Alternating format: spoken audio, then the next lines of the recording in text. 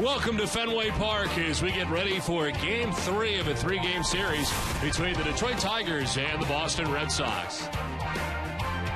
Hi again, everybody. I'm Don Orsillo, and welcome to Red Sox baseball. Well, certainly we've gotten very used to a roster move a day. Well, how about two for you tonight, as the Red Sox have a couple before the game, and one involves a trade deadline from yesterday. First off, Daniel Nava, who's been banged up. Not one wrist, but two wrists have been ailing him. He goes on the DL for the Red Sox as Ryan Lavarnway comes up from Pawtucket. A lot of people wondered when we would see the Yale product, Ryan Lavarnway, back in the big leagues. Well, it is now, as he has been activated tonight. And Craig Breslow coming over from the Arizona Diamondbacks yesterday. Clayton Mortensen, who got the win yesterday, coming in for Josh Beckett, who left the game injured. He would go 2 2/3 innings. He was optioned back to Pawtucket today. So movement, as always, for the Red Sox as we welcome in Jerry Remy. And Jerry, the Red Sox have turned the page on July. Some pretty good performances in the month. There were some individuals on the Red Sox that had very good performances in the month of July, and that starts off with Adrian Gonzalez, who was absolutely outstanding at .372 batting average, 4 home runs, 19 runs batted in. Pedro Soriaco, whoever expected this out of him coming out of spring training, but the numbers that he's put up for the Red Sox. Clay Buck Olson, 4 starts, a 2.45 ERA, and Alfredo Aceves with the 4 saves in the month, the 1.38 ERA, all having very, very good months. Now, individually, yes, they've had a very good month. Now, moving into the month of August, the team wants to have a very good month so they get back in contention for a wild card spot. Well, tonight for the Red Sox on the mound, it'll be Aaron Cook. He has lost his last 3 decisions. He comes in with a 2-4 mark, 4.50 earned run average. We're back with more from Fenway right after this.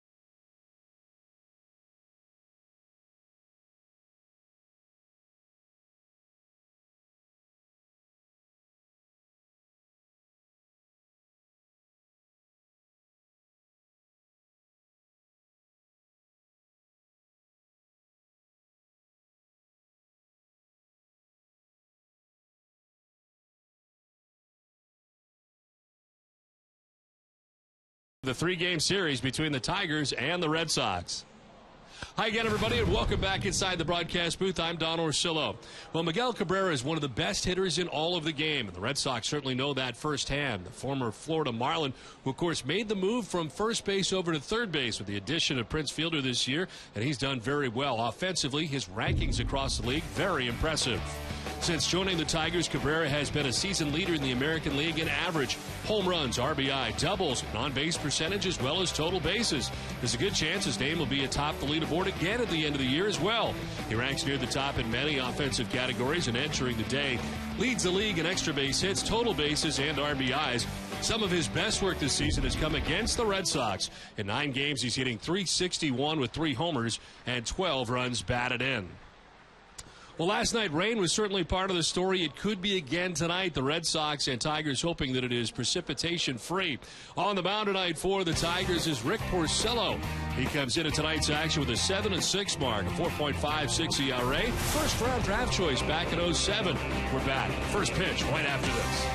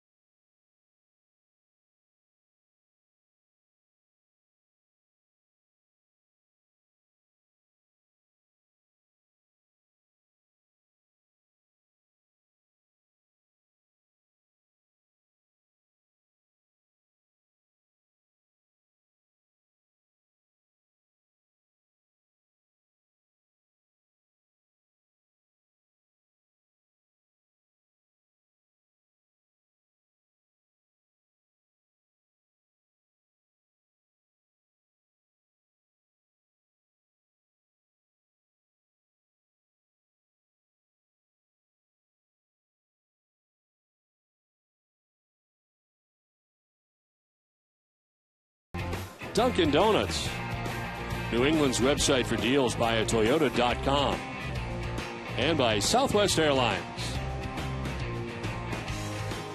Hey, good evening once again, everybody. Welcome back to Fenway Park. We had some pretty good rains come through here late this afternoon, but we are good to go here on time tonight at Fenway Park. There is a chance for more rain as the night goes on. Some pop-up showers in the area. Certainly nothing like what we saw last night that really continued to rain till somewhere around the 1 a.m. area. And last night, certainly the game never did get back on again. And the Red Sox in a rain-shortened victory take game 2 of the series. They try to make it 3 in a row tonight. And tonight it is indeed Aaron Cook who is on the mound for the Red Sox, matched up against Rick Porcello. And Jerry, looking back at last night, I know the Tigers were certainly not happy with the result as they had the bases loaded, but the umpires did make the right call. There was no chance of really coming back last night. Well, they waited almost 2 hours to make the call. And, I think that had the bases not been loaded, I think they probably would have waited just maybe a little over an hour because the forecast was not good. It was going to continue to rain. It did rain for quite some time. Fortunately, the Red Sox were on the correct end of that. Well, the Red Sox take the field tonight, led by Aaron Cook. Let's check out the visiting Detroit Tigers starting lineup. It is brought to you by Jordan's Furniture. Leading it off is Austin Jackson. He's in center field with Quentin Berry in left batting second. Miguel Cabrera at third base bats third with Prince Fielder at first base in the cleanup spot. Brendan Bosch is going to be in right with Delman Young, the DH. Alex Avila does the catching with Johnny Peralta at shortstop, and Ramon Santiago makes his first appearance of the series as he bats ninth. On the mound for the Red Sox is Aaron Cook, his 8th start. He comes in at 2-4 with a 4.50 earned run average in 40 innings. Has just 4 strikeouts and 4 walks. He's not about that. He's about ground ball outs, the sinker ball pitcher, as opponents hitting at 258 against him. And last time out did take the loss, a tough outing against the Yankees. A lot of those sinkers were up in 4 innings. He gave up 6 runs on 7 hits. The Red Sox defense is brought to you by Southwest Airlines. They are 6th in the American League with 60 errors on the season. Will Middlebrooks will be at third base. Pedro Siriaco, the shortstop. Dustin Pedroia at second, and Adrian Gonzalez, the first baseman. Left to right, Kyle Crawford, Jacoby Ellsbury, and Ryan Kalish. And Jared Saltalamacchia doing the catching for Aaron Cook. Umpiring crew.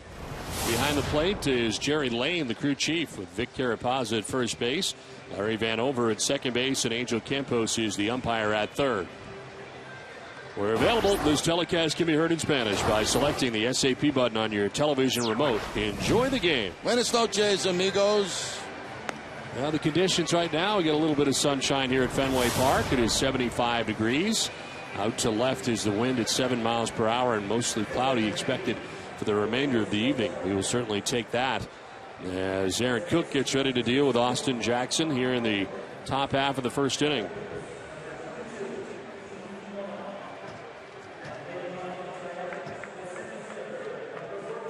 Well, Jackson starting the night hitting at .319, 11 homers and 47 runs batted in. Aaron Cook ready to work, and the first pitch of the ball game is in there for strike one, and we are underway.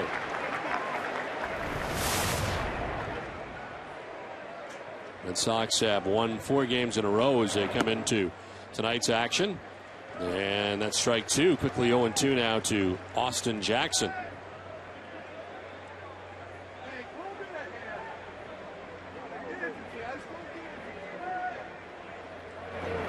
Jackson in on-base percentage is 4th in the American League with a .405 on-base percentage. 5th in overall batting average at .319. The top spot in the Tigers order.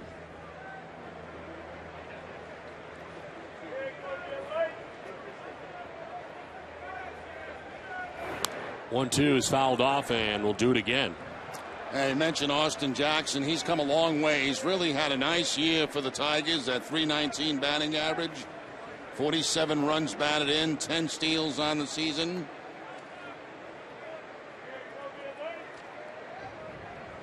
On deck is Quentin Berry, then Miguel Cabrera.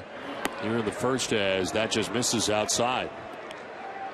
And Jerry, for Aaron Cook, certainly there's really no secret to what he's going to try and do here and get that sinker ball down again. Yeah, a lot of sinker balls, cut fastball, breaking ball.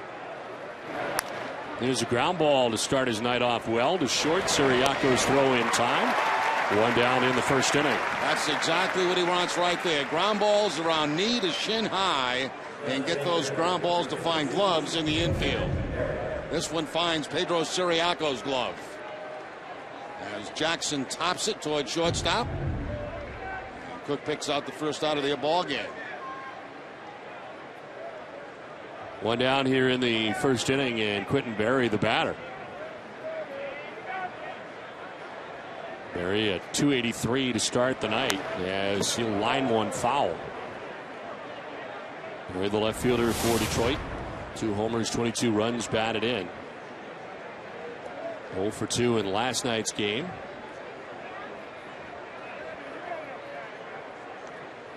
He's called up on May 23rd. He's been here ever since. AAA, of course, the Toledo Mud Hens for the Tigers and have been for a very long time.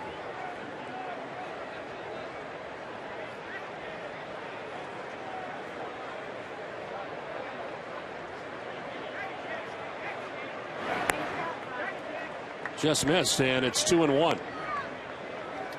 Middlebrooks in tight at third base, protecting against a possible bunt by Berry. It was very good speed.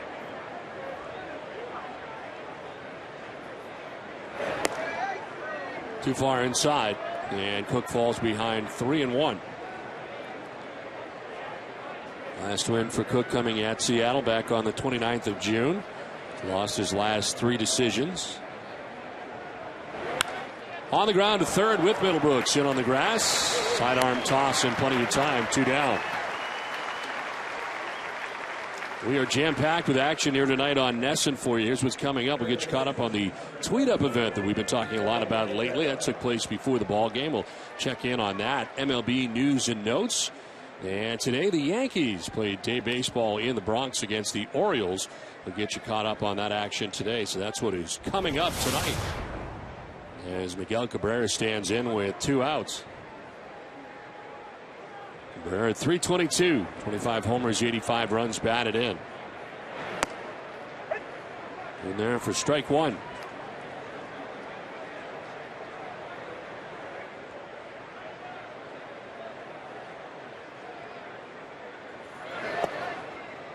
That just misses. But not getting that call right now from Jerry Lane. Couple of cutters he's thrown so far that have not missed the outside corner by very much.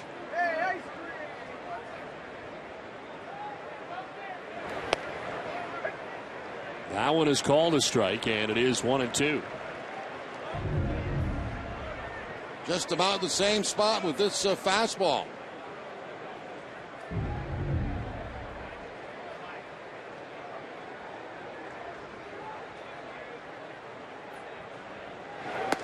Too far outside this time. 2-2 to Cabrera.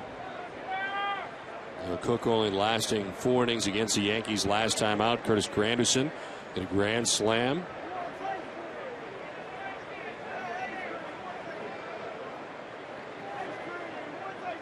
It's part of a Yankees victory in game 1 of the series. Only game the Yankees won.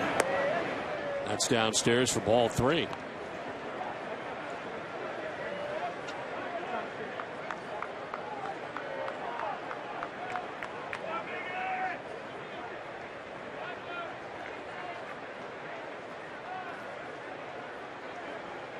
Three-two is on the ground and by the lunging Middlebrooks at third base.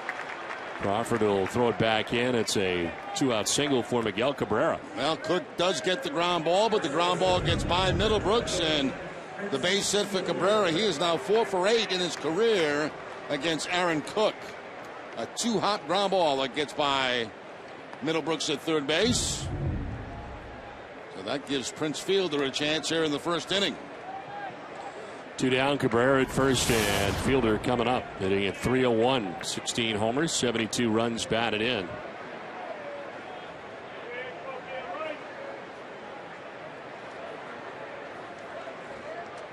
Prince has started all 3 games of this series and has been on quite a run as he will take strike 1.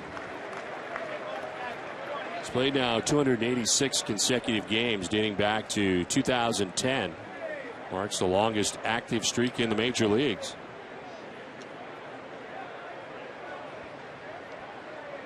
Elected as the AL starting first baseman for the All-Star game. 4th career All-Star team, 3rd start. Of course, first with the Tigers. The 1 is sliced foul, 0-2. That time Cook going upstairs, and it seemed like on purpose going upstairs that time against Prince Fielder, and gets the foul ball.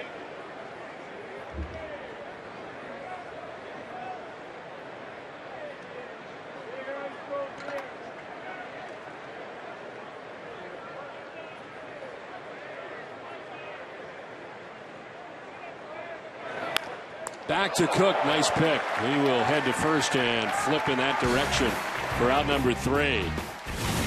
Aaron Cook has a good first inning. The Red Sox are coming up.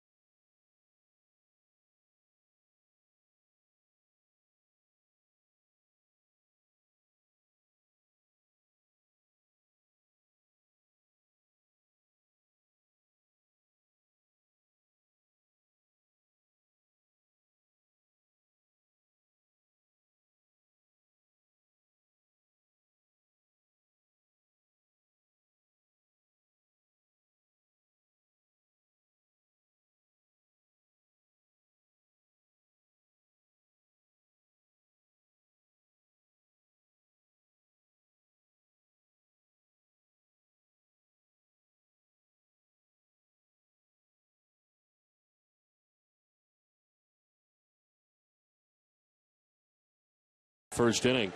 The Red Sox starting lineup is brought to you by New England Chevy Dealers. Leading it off is Jacoby Ellsbury in center field with Carl Crawford in left field. Dustin Pedroia at second base, bats third with Adrian Gonzalez at first base. Cody Ross is the DH. Jared Saltalamacchia doing the catching. Will Middlebrooks is at third base. Ryan Kalish returning to the Red Sox in right field. He bats eighth. And Pedro Siriaco at shortstop. That's ninth. On the mound tonight for the Tigers is Rick Porcello. 21st appearance of the year. He is 7-6, 4.56 earned run average. He's logged 116 and a third innings on the year so far. Opponents are hitting at .309 against Porcello. Mentioned he was first round draft choice for the Tigers in 07, and last time out a loss against the Jays, giving up 5 runs in 6 innings against that high-powered Toronto offense. Here is Jacoby Ellsbury to get it started in the bottom of the first inning. Shows bunt, pulls back, and takes a strike. Key matchup brought to you by New England Acura dealers. But Ellsbury 5 for 5 with a home run and a couple of thefts against Rick Porcello.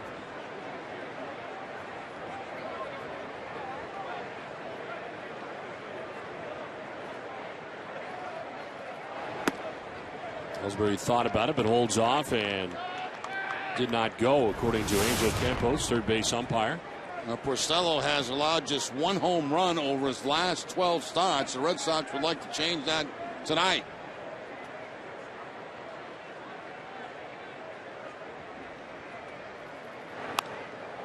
Flared foul, and it's 1-2 to Ellsbury. against the East. Porcello is making his 5th start of the season against an opponent from the American League East Division. He's compiled a 1-1 record, but a 2.77 earned run average. It's even with the 5 runs that he gave up last time out against Toronto. 1-2 pitch. Sliced foul down the left field line. Still 1-2. 4th season with the Tigers. 21st start of the year coming tonight. 3 career starts. He's had a tough time against Boston. 0-2. A 10.80.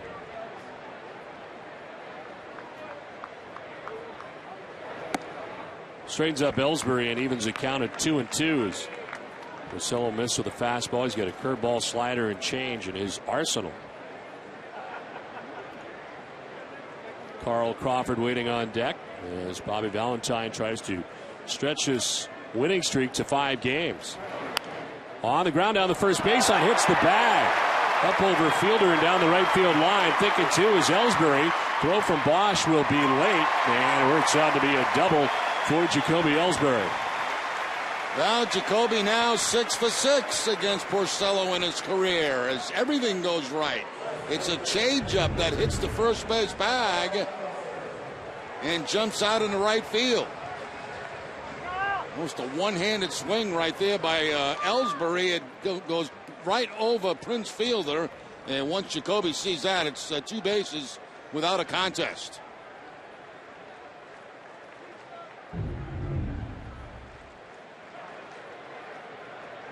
There is Crawford with nobody out and Ellsbury at second base as Crawford takes strike 1.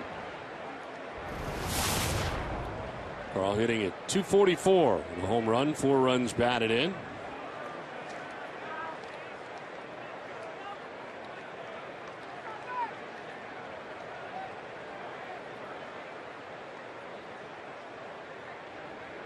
Two for 6 in the series against the Tigers. Time call, pitch doesn't count. There's Jerry Lane with a late time call. Long look by Porcello back to second base to try to keep Ellsbury close, and Crawford finally calling the timeout.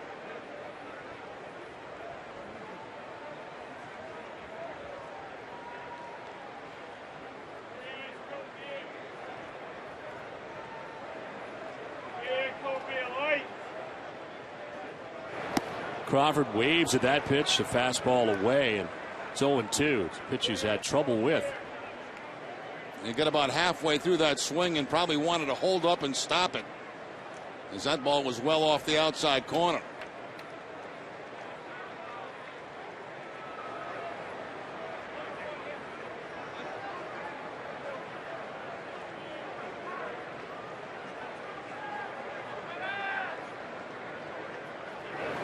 Crawford waves at that and strikes out. 94 and by him. As Porcello with a strikeout of Crawford. A tough at bat there for Carl Crawford against Porcello. Knowing Crawford wanted to pull the ball, he just kept going away and out of the strike zone, and Crawford kept chasing those pitches. The defense tonight for the Tigers will have Miguel Cabrera at third base, Johnny Peralta the shortstop, Ramon Santiago at second, and Prince Fielder at first. Left to right, Quinton Berry, Austin Jackson, and Brennan Bosch, and Alex Avila doing the catching for Porcello. 1 out, runner at second for Dustin Pedroia, who takes ball 1 away. Pedroia checks in, hitting at 265 in the year, 9 homers, 39 runs batted in.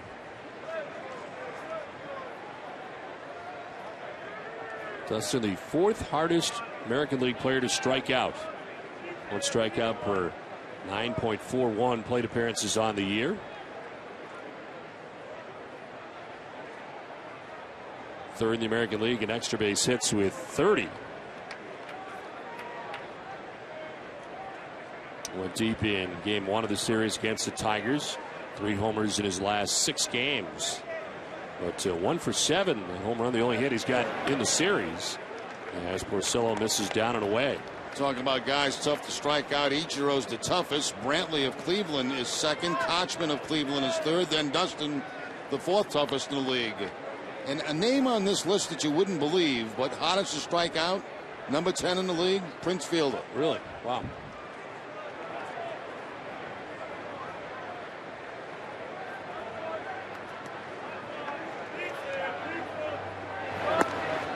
Pedroia will take a strike over the outside corner, and it's 2-1.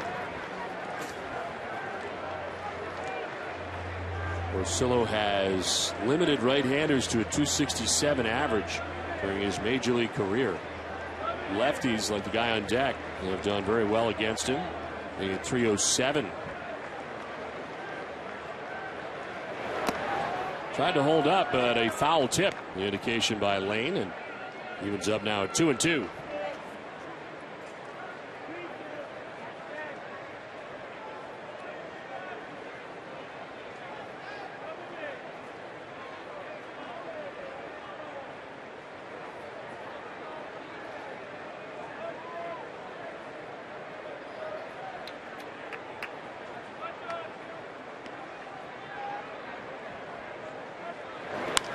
Pedroia to right center field. Austin Jackson on the run will get back there to make the catch.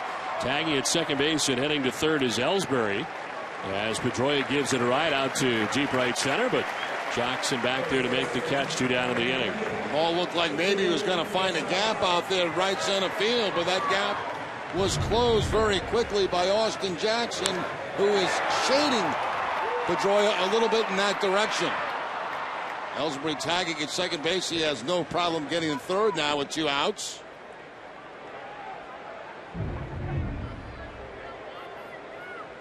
So 2 down, Ellsbury at third base, and here is the lefty Adrian Gonzalez. 297, 10 homers, 62 runs batted in.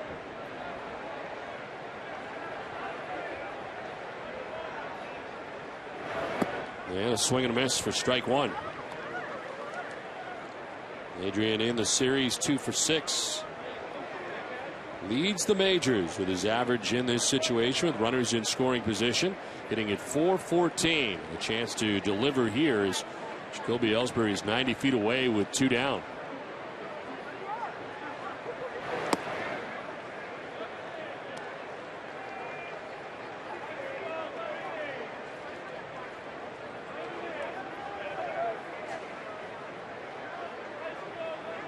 Had a first inning walk last night. It was his first walk since June 24th against the Atlanta Braves. So well over a month in between walks as he jumps ahead of the count now 2-1. Good eye right there by Gonzalez. That's the type of pitch that Crawford was swinging at. Gonzalez stays off it.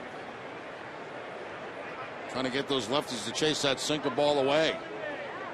Justin Verlander, another tough outing against the Red Sox last night, his second in a row here at Fenway Park, as he battled the elements along with the Red Sox last night in the rain.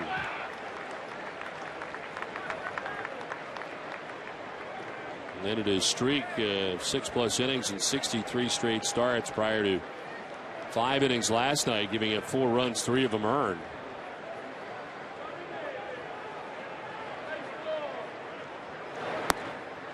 There's ball 4 and another walk. So Gonzalez back-to-back nights, free passes. I want to remind you this copperhead telecast presented by authority of the Boston Red Sox may not be reproduced or retransmitted in any form. The accounts and descriptions of this game may not be disseminated without the express written consent of the Boston Red Sox. First and third, 2 down for the Red Sox, and Cody Ross, the DH, coming up. Ross at .262, 16 homers and 50 runs batted in.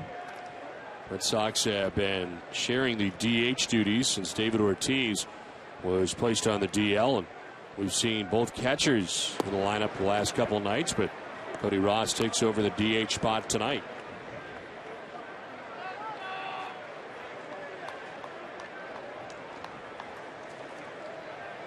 .288 with runners in scoring position, and even better lately, 4 of his last 5.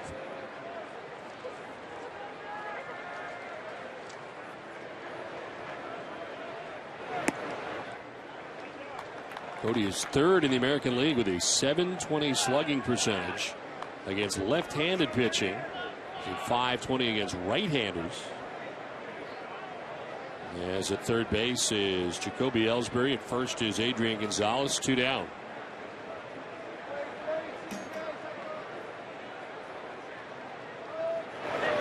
In the dirt, and it's 2-1 now to Cody Ross. Nice save there by Avila, the catcher. That breaking ball in the dirt has to come up, scoop it, and keep Ellsbury down there at third base. Not trying to catch it, just block it, smother it.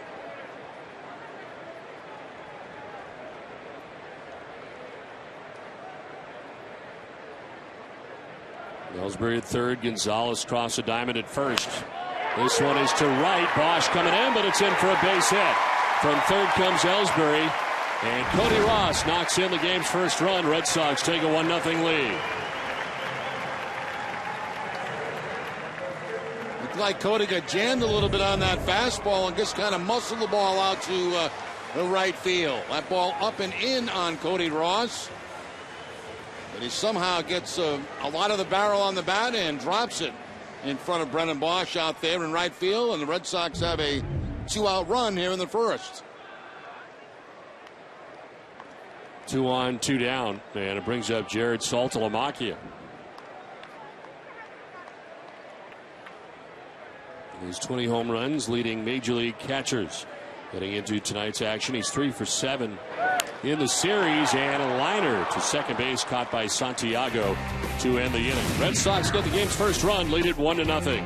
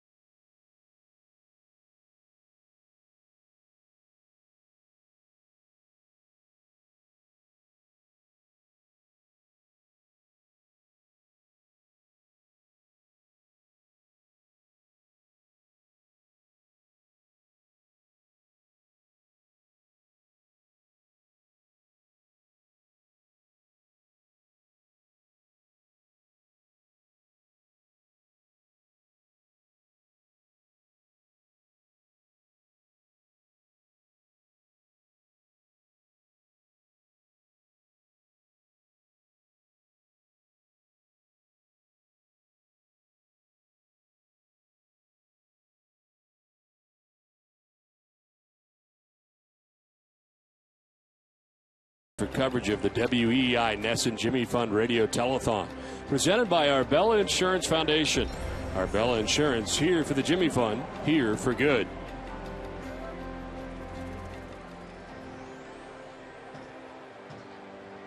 Well, it is here again as the telethon coming up here on WEI and Nesson.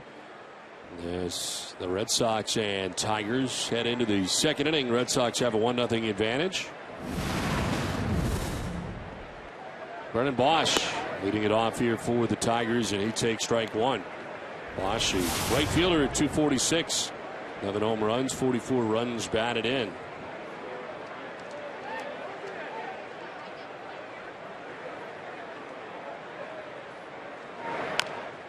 Chopped up the middle from short comes Siriaco. The throw on the run and in time.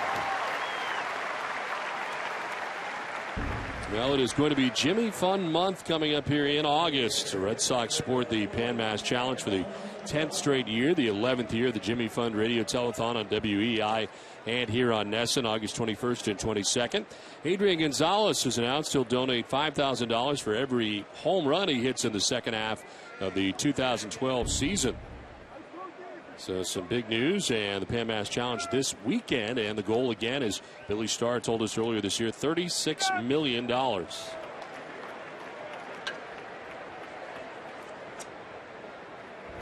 to make a gift, it's makeagiftjimmyfund.org to help out in their chase to fight cancer. This pitch will miss outside.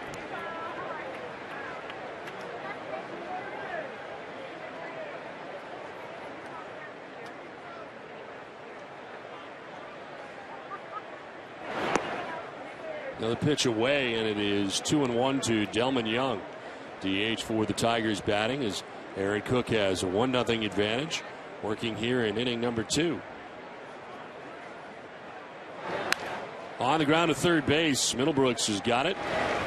2 outs in the inning, and Jerry, this is exactly what Aaron Cook is looking to do once again, and so far so good. Yeah, it's a good start for Aaron Cook. A lot of ground ball outs in the ball game. Even the base hit by Cabrera was a ground ball that got by Middlebrooks. So a very good start for Cook.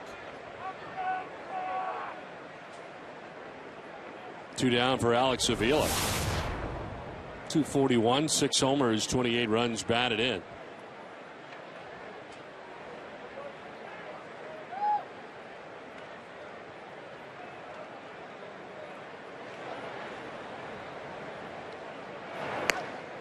Coming up next half inning, we will get you caught up on the Tweet Up event we've been talking a lot about. It took place here tonight at Fenway Park, and we'll get a look next half inning.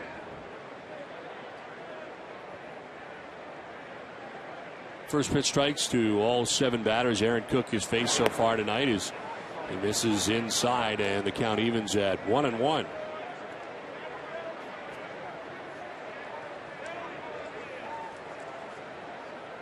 Aaron Cook 0-1 against Tigers in his career. Just his second start against Detroit.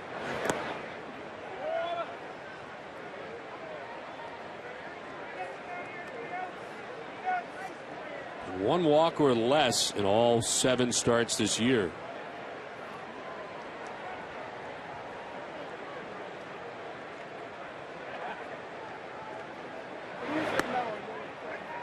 That's a strike, and it's 2-2 now to Avila.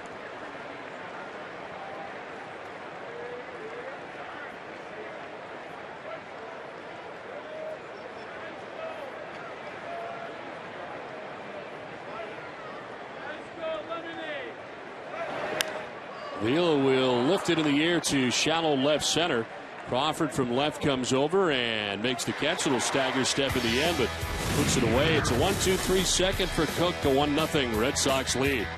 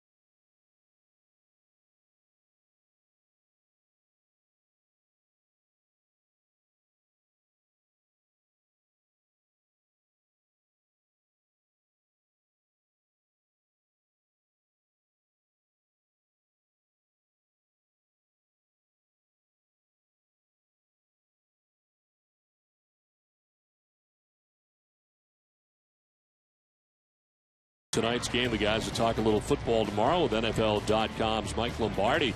The multi-talented Dennis and Callahan begins at 6 a.m. right here on Nesson and on 93.7 WEI FM. So on to the bottom of the second inning, 1-0. Like somebody's getting a hot dog here. Can they eat it in 90 seconds or less, though, is the question. Well, hot dogs! Probably so. Thanks, I appreciate it. Enjoy the game. 90 seconds. You can get two down in 90 seconds.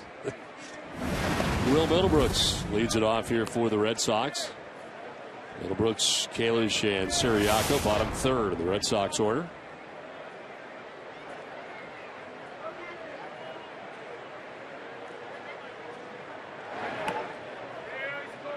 Looked at one point like we were going to have a rain delay to begin the game, and that was going to be a bad thing, but in some ways I'm a little disappointed because we were going to have another Ask Jerry session, which it was less than 24 hours before the last one. Yeah, we've had a couple of them in rain delays this year, and they seem to be quite popular. Yes. I don't understand why. They're very dangerous. You know that? They are very dangerous, yes. But we've made it through a couple. And hopefully there'll be no rain tonight. I don't think there's going to be any rain tonight, Don. Have that feel? I have that feel. Last night you thought it was going to be light all night. Yes, so. I did, but a little nervous about your predictions. Middlebrooks backing out 1-2. The count here with Kalish and Siriaco to follow. Yeah, it's always a little dicey when we don't know what the questions are going to be, and then, you know, you answer them right off the top of your head. But the good news is that there were no suspensions today at all. We're still here. Yeah, still here. I didn't get a phone call this morning. I didn't get one this afternoon, and I purposely did not turn my phone on just in case. And they said there would be another one tonight if we had a rain delay. So everything's good. Everything's good. We're in good shape. No problem. On the outside corner for strike three, Will Middlebrooks strikes out. Let's check in with Jenny Dell. Don, before tonight's game, Red Sox fans joined me for a Red Sox tweet-up in the Players Club at Fenway Park. I had the opportunity to interact with fellow Twitter fans and gave away some great prizes, including seat upgrades and autographed items. Don, it was a very fun way to connect with Red Sox Nation. Well, that's pretty cool. Jenny got a chance to meet a lot of people that follow Jenny. And interesting event at Fenway Park tonight. I think it would have been a little bit bigger of a gathering had the rains not come here. They had to come inside. I think a lot of people thought it might be canceled. Yeah, it's too bad. The weather was shaky prior to game time. It was actually a late arriving crowd tonight, I think, because of the rain, too.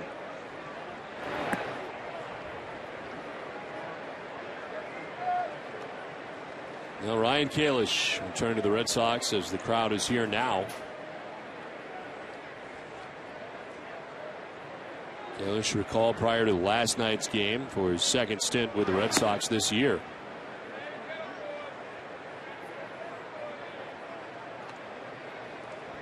Numbers with the Pawtucket Red Sox: 17 games, hit at .307, 4 homers and 12 runs batted in.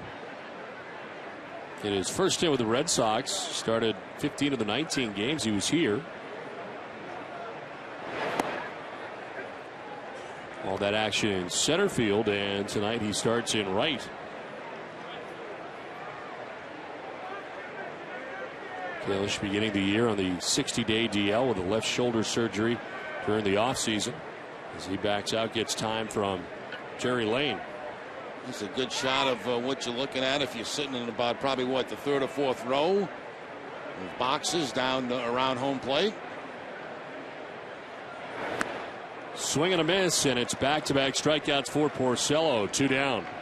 First one on a fastball, this time a slider from Porcello, going down and in on Ryan Kalish. Gets him to chase a pitch that's out of the strike zone. Porcello not really known as a strikeout pitcher.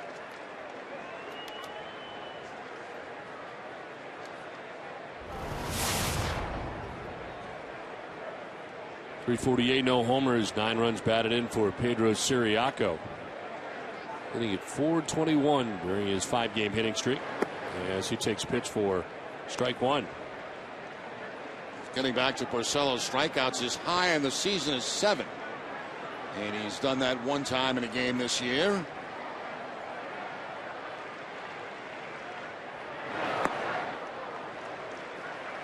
Good curveball right there to Siriaco. Kept it down and out of the strike zone.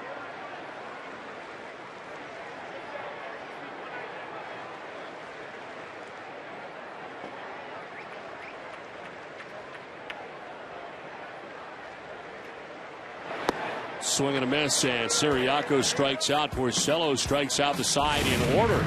It's 1-0 Boston at the end of 2.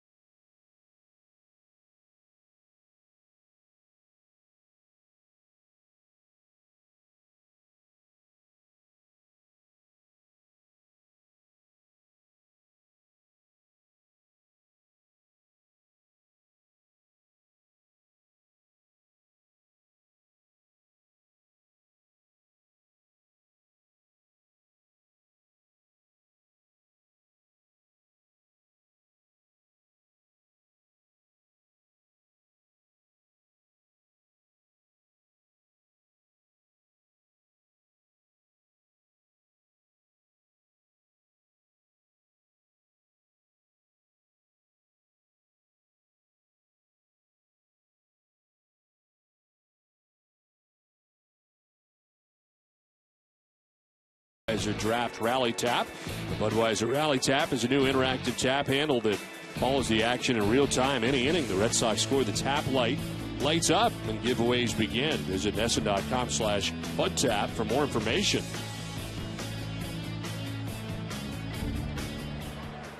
One nothing, Red Sox on top, and a first pitch foul off the bat of Johnny Peralta, shortstop for the Tigers, former Cleveland Indians shortstop. Peralta to be followed by Santiago and Jackson here in the third inning for the Tigers. On the ground up the middle, Siriaco, rangy play, sidearm throw in time, 1 out. We'll enter now for a chance to win a 3-day, 2-night vacation getaway to Liberty Hill Farm in Rochester, Vermont, one of the 1,200 farm families that own Cabot. The grand prize winner and their guests will join the Kennett family on their genuine working dairy farm. Could also win one of 10 Cabot gift packages full of the world's best cheddar. To enter, visit VermontVacation.com/farm contest. 1 out in the third, 5 in a row. Retired by Aaron Cook. And it brings up Ramon Santiago. 217, 2 homers, 17 runs batted in.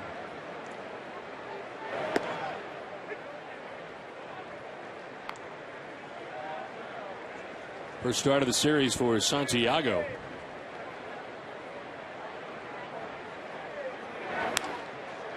Late swing and a grounder foul. Omar Infante starting the first 2 games of the series, but it is Ramon Santiago tonight. He bats out of the number 9 spot.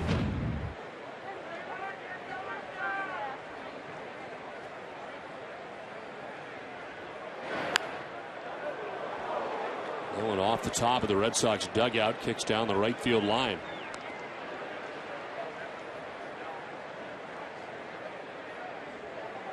There is action in the Tigers' pen. It could be just a side situation, and it looks like that's what it was.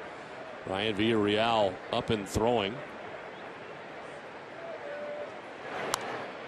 Seems more and more guys like to kind of throw early in the game, and then when they're called upon, go back and throw some more. But we look down to some of the bullpens now, and some guys getting some early work early in games. We saw that last night. Joaquin Benoit was throwing early in the ball game last night, just getting loose.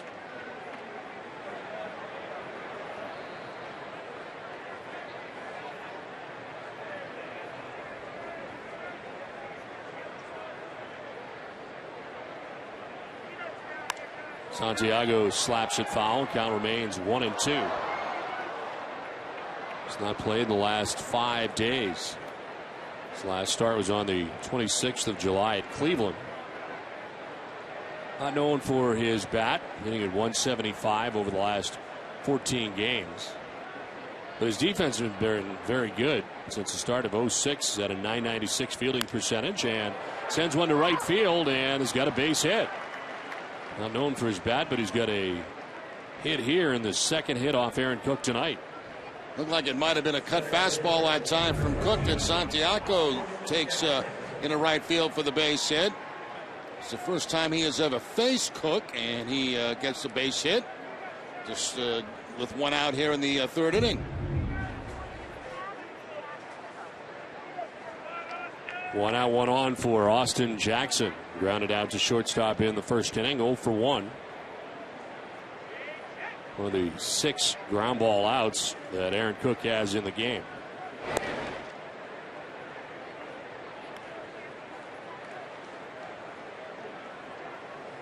Santiago this year 1 for 1. Stolen base attempts, 28 in his career.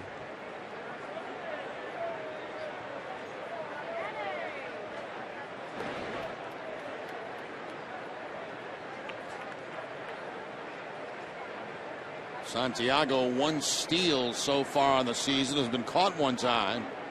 Oh, excuse me, has not been caught. 1 steal for Santiago.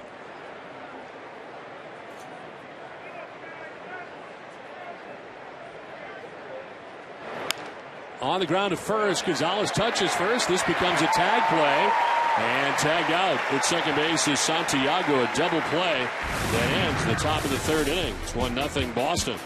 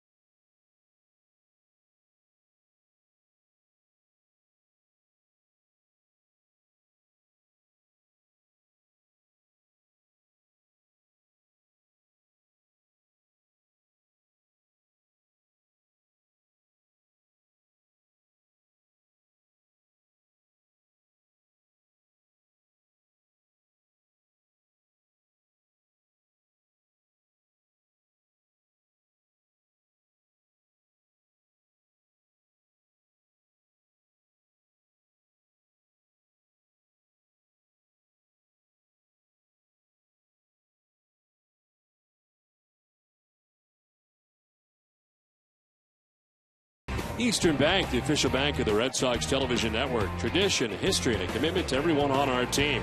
These are just a few of the things Eastern Bank is made of. Find out more at easternbank.com. Shout out to my grandparents, Juanita and Manny. There's your shout out. On to the last half of the third inning at Fenway Park, 1-0. Red Sox on top of the Tigers as Jacoby Ellsbury leads it off. He has 1 of 2 Red Sox hits. Ellsbury's got a double. Cody Ross is single. The Red Sox have a 1-0 lead. And Rick Porcello, fresh off striking out the side. One hopper to first that Prince Fielder will field himself as he tags the bag for the first out of the inning. Hitting the road, take the Red Sox with you this season. Subscribe to MLB.tv today. See every Red Sox out-of-market game live online and on your favorite devices in HD quality. Visit RedSox.com to order and get more details. MLB.tv, baseball everywhere. 1 out in the third inning, 5 in a row. Retired by Rick Porcello, and Carl Crawford is the batter. Crawford struck out swinging in the first inning. 1 of 4 strikeouts now for Porcello in 2 1/3 innings. On the ground is short of the backhand is Peralta, and the throw just in time to get Crawford. Going to hurry up with Carl running, but it's 2 outs now in the third inning. Now watch this ball bounce right from his glove into his throwing hand, and that's why he gets Crawford at first base. That ball bounced right from the glove into his throwing hand. Anywhere else, Crawford would have been safe.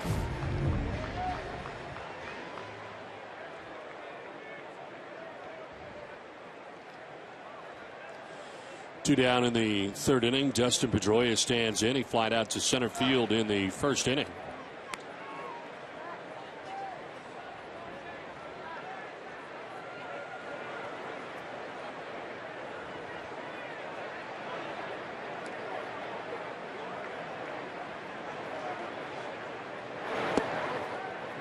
That's a strike, and it's 1-1.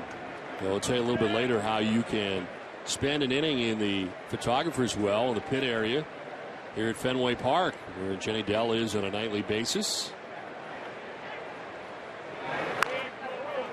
Breaking ball fouled off down the third base line, and it's 1-2. I can tell you right now that that's going to be a very popular contest. Yes.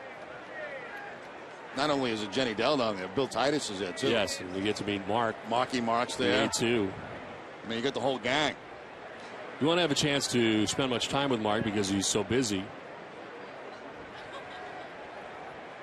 He can't even laugh because he's so busy.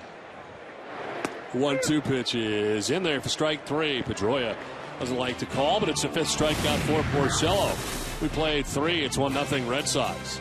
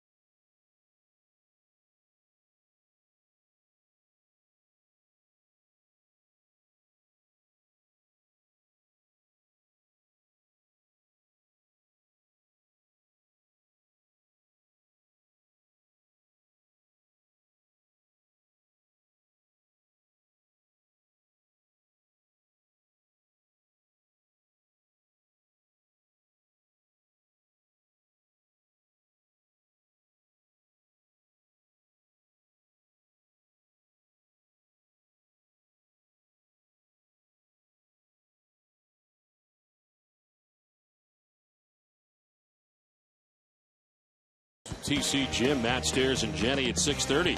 They'll preview John Lester's start as the Red Sox continue their 10-game homestand and open a 4-game series with the Minnesota Twins.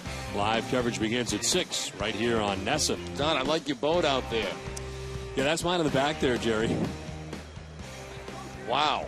You're doing good. Not bad. I saved up for a while. The first pitch of the 4th inning is a swing and a miss. I think it cost me $270. The paddle boat in the back there. The paddle boat? People don't know this, but you spent a lot of nights up in this area on the boat. The paddle boat? No, on that boat that you just saw. Yeah. Instead of making travels, plans back home, you know. It is a long drive at times, back and forth. Here is getting hit with the pitch, Quentin Berry, to begin things in the 4th inning. Now Berry with very good speed, 15 steals on the season, has not been caught.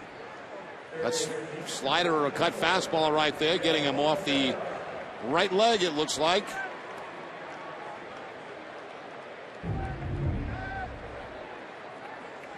$15 out of 15 as he is ready to go at first. I know, Jerry, knowing this about you, if a runner gets hit like that, they like to turn it into a stolen base very quickly. Absolutely, and you know, that's by no means intentional by any stretch of the imagination down near the legs like that, but you do like to turn it into a double as quickly as possible, get in the scoring position for your next hitter. And that hitter is Miguel Cabrera as Berry gains his lead at first base. Wondered if it is tough to be fast at the top of this Tigers order when you do have guys like Cabrera and Fielder coming up. Yeah, you look at their first 2 guys, you know, 10 steals and 15 steals hitting in front of Cabrera and Fielder. They're running with caution. Kind of a yellow light. Exactly.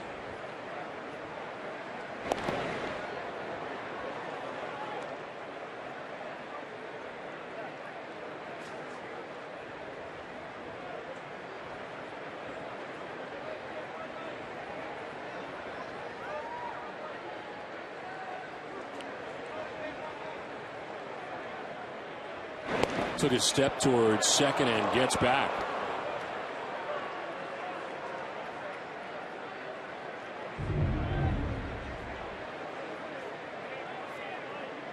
And just about barely getting back too as Gonzalez almost knocked his foot off the bag.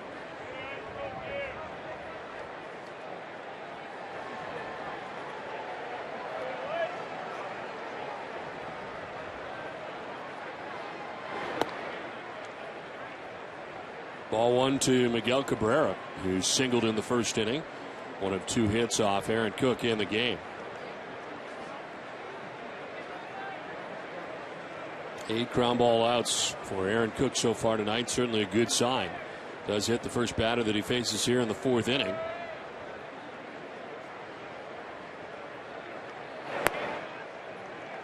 Two and 0.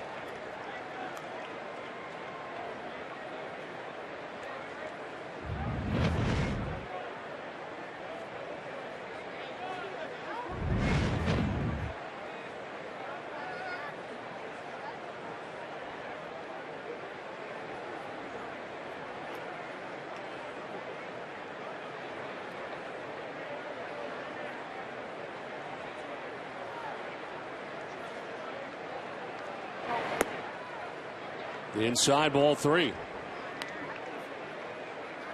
Long look in after that pitch by Cook. He thought he had a strike on the 2-0 count. Instead it goes in Cabrera's direction. Couple of pitches. Yeah, a couple of pitches very close. Instead, he's in a 3-0 situation against Miguel Cabrera. And Cabrera taking all the way, and he takes strike 1. Certainly can use all the help you can get against Cabrera. And Aaron Cook not getting any from Jerry Lane. Doesn't get any easier on deck. Prince Fielder, he is up next for the Tigers.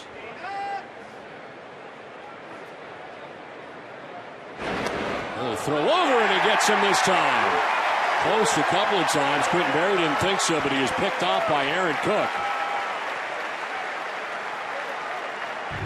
And we're going to have an argument at first base over this. That's a big lead right there by Berry.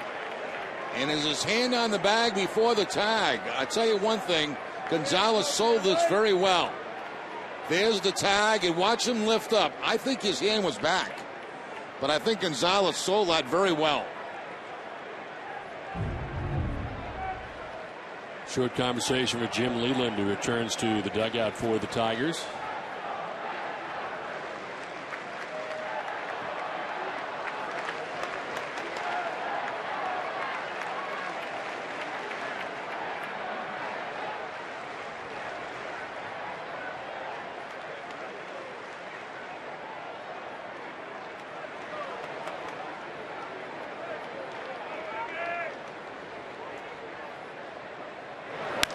To right field. Kalish going back to make the catch.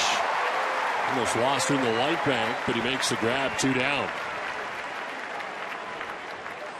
As I told you earlier, how you can be a lucky winner. Ever wonder what it's like to be a NESN game day producer? NESN will give away one lucky fan a chance to see the broadcast from every angle, including the third base photographer's pit where Jenny works on a nightly basis. Don't miss out on this one-of-a-kind experience to be a NESN producer for a day. Visit NESN.com/producer and enter today. And we're giving everything away, aren't we? Yes, we are. Producers sit in the pit. It's unbelievable. There for strike 1 to Prince Fielder, grounded back to the mound in the first inning.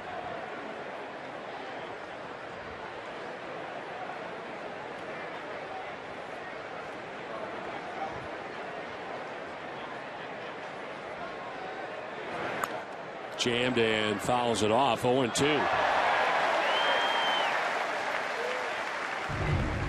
Well, it sounded like a good play. Let's see.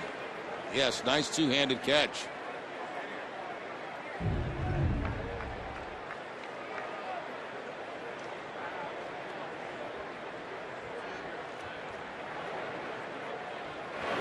You know what people are most surprised about when they get a foul ball? What's that? That it's dirty? That it's dirty. The ball is dirty. It's not completely white. Yeah. Because they all get rubbed up prior to the ball game to get the gloss off the baseball.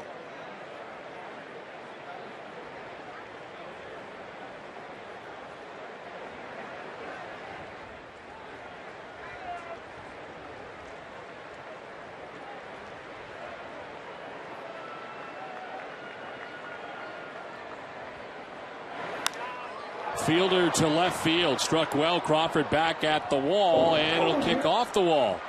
Off the bare hand of Crawford. He fires in and misses everything, and it'll be backed up by Gonzalez. But a wall ball double for Prince Fielder here with 2 outs in the 4th inning. Now, Fielder had been in a mini slump for his last 13, but he changed that with a wall ball double. That ball going away from him stayed up about belt high, and that's one that Fielder with that uppercut swing can plant off that left field wall. So 2 bases, man in scoring position for the Tigers.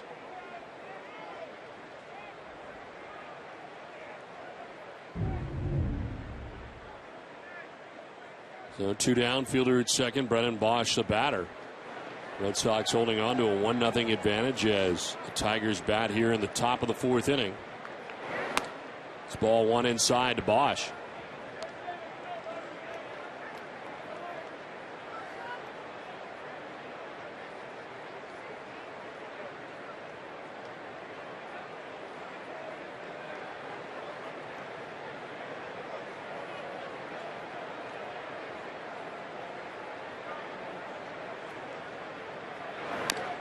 Tap foul, and it's 1-1.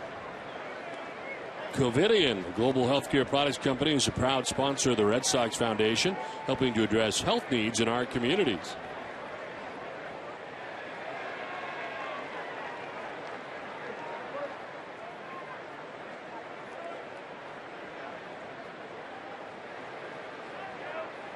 Fielder at second base with 2 outs. Bosch waiting on a 1-1 pitch. First to pick off at second, and he hits Fielder in the back.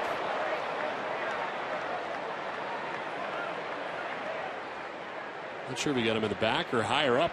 Might have been in the rib area.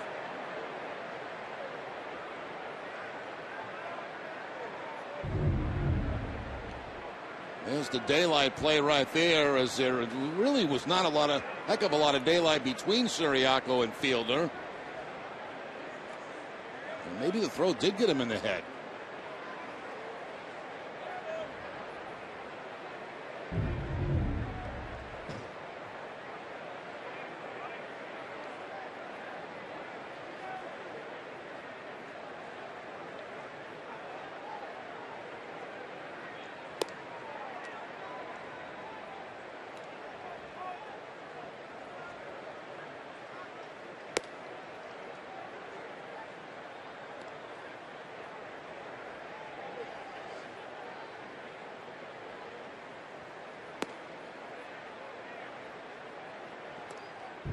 Take one more look as this got Prince Fielder off the side of the head around the ear area. And he stayed on the ground after contact was made with that baseball.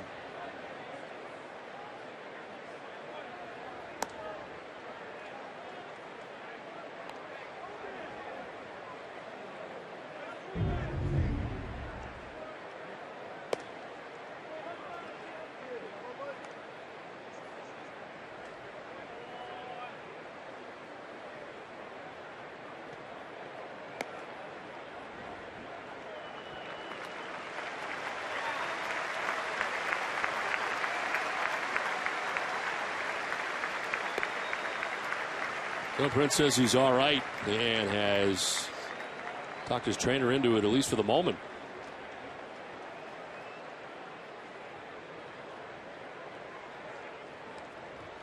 Aaron Cook took some warm-up tosses as they waited on Prince Fielder, who stays in the game at second, 2 down.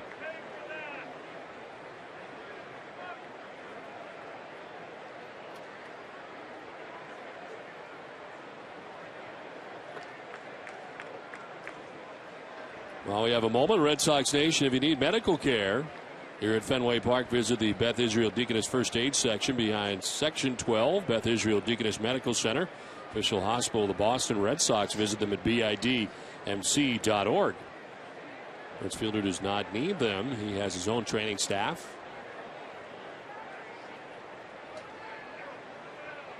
The 1-1.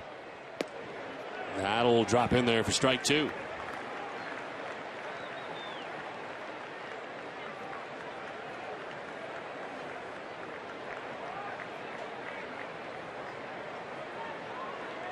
One nothing Red Sox on top here with 2 outs in the 4th inning.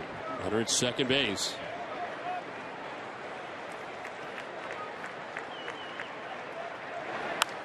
And a liner foul. See, if you had won that pit contest, you'd have been right down there next to that line drive. Line of fire down there.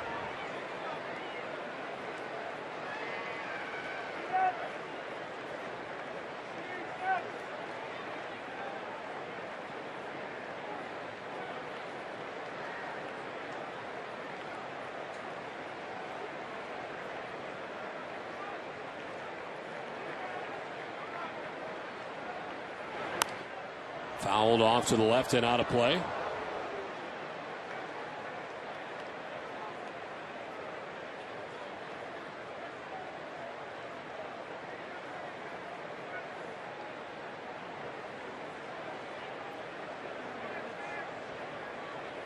Bosch has had a quiet trip. He is 4 for 29 for the Tigers on the trip.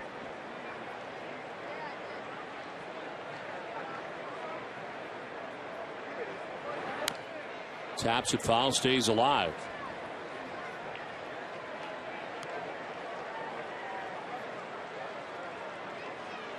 Aaron Cook with 2 outs here in the 4th inning, about to throw his 60th pitch of his outing, as Delman Young waits on deck for the Tigers.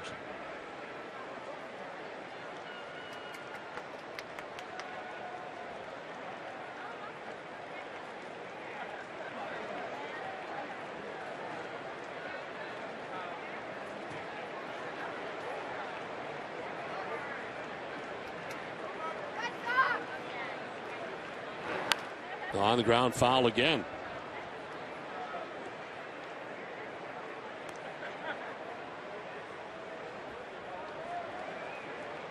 So to Lamakia and Cook trying to get on the same page on how to try to put away Brennan Bosch. Cook was doing a lot of shaking off with that last sequence of signs.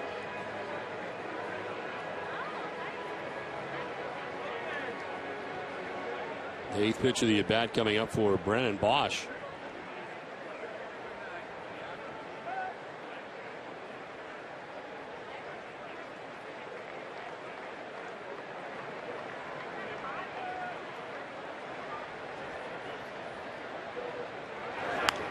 On the ground up the middle and by the dive of Pedroia. Around comes Prince Fielder to tie the game at 1 aside. Pretty impressive at bat for Bosch. He fouled off a bunch of pitches and drives in the tying run. Very good at bat, fouling off a number of pitches. Finally, it's on the ground. It is a ground ball, but it's by the dive of Pedroia. Pedroia diving, trying to keep this ball in the infield, just gets by him, and that's going to allow the run to come in and score.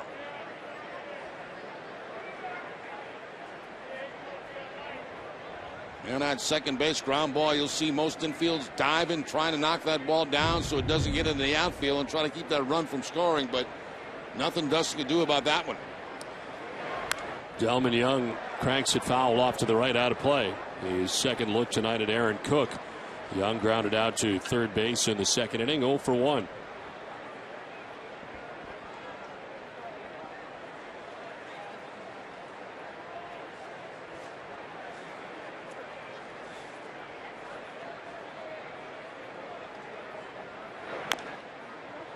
Fouls it off himself and is down 0-2 as he hobbles around a tad.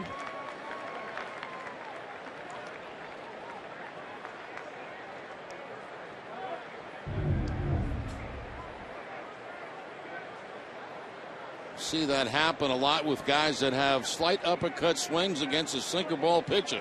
Hit on top of the baseball and foul it off their foot. They're still checking on Prince Fielder. Hit on the attempted pickoff play by Aaron Cook.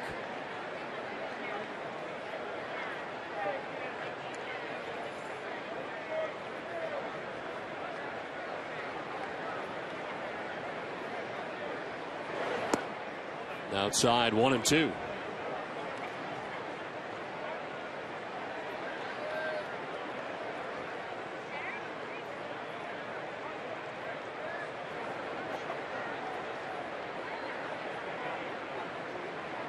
Go to first and diving back is Bosch. Cook already has a pickoff in this inning. He picked off Quentin Berry.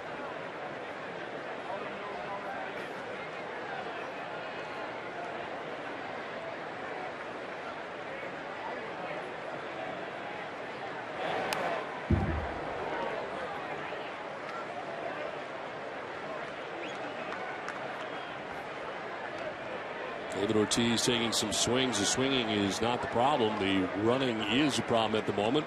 According to Bobby Valentine before the game, he was eligible to come off the DL today. Not quite ready yet.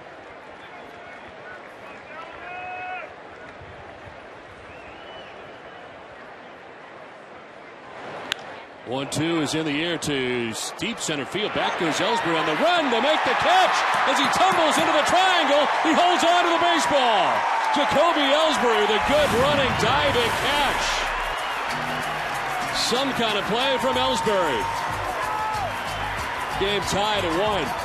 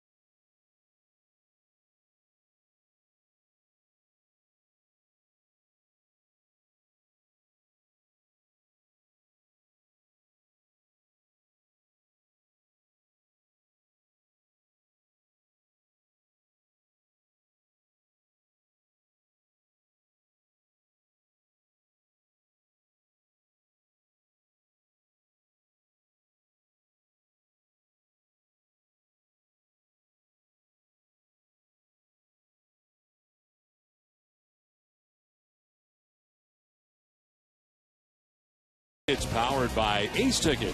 Read Boston.com's outstanding sports coverage. Then find game times and buy tickets as you follow your favorite teams. Your seats await at Boston.com/tickets. A great catch out in the triangle area by Jacoby Ellsbury. A long running grab and able to make the catch as he tumbles into the triangle. Game tied 1-1 as we head to the bottom of the fourth inning. Adrian Gonzalez, Cody Ross, and Jared Saltalamacchia. Long wait for Rick Porcello. He's retired 7 in a row.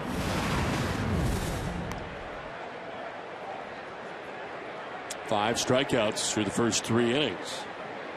Adrian was able to draw a walk in the first inning.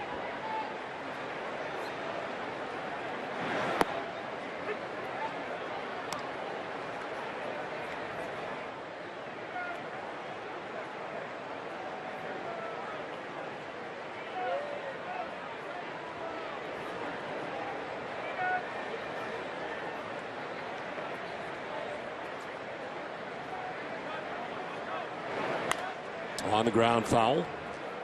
Well, it was fun to watch that catch by Ellsbury from up here. You'll see how far he goes and the speed he has to get to this ball, and then try to slow himself up before he gets to that wall and crashes into it. He's able to hit the dirt before he hit that wall hard. Great play by Ellsbury.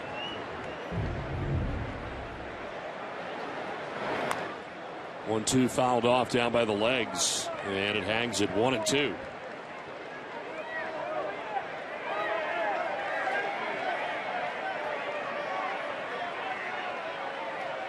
Red Sox have 2 hits in the game that both came in the first inning. Double for Ellsbury, a single for Cody Ross. Back up the middle into center field, and a base hit for Adrian Gonzalez. Breaks up a string of 7 in a row, retired by Rick Porcello. That's second time Gonzalez has been on base tonight. A walk back in the first inning. Now the hard ground ball up the middle. No shift put on by the Tigers. And that opens up the middle of the field for Gonzalez. A lot of times when they shift on him, that would be right at the shortstop, who would be in that position.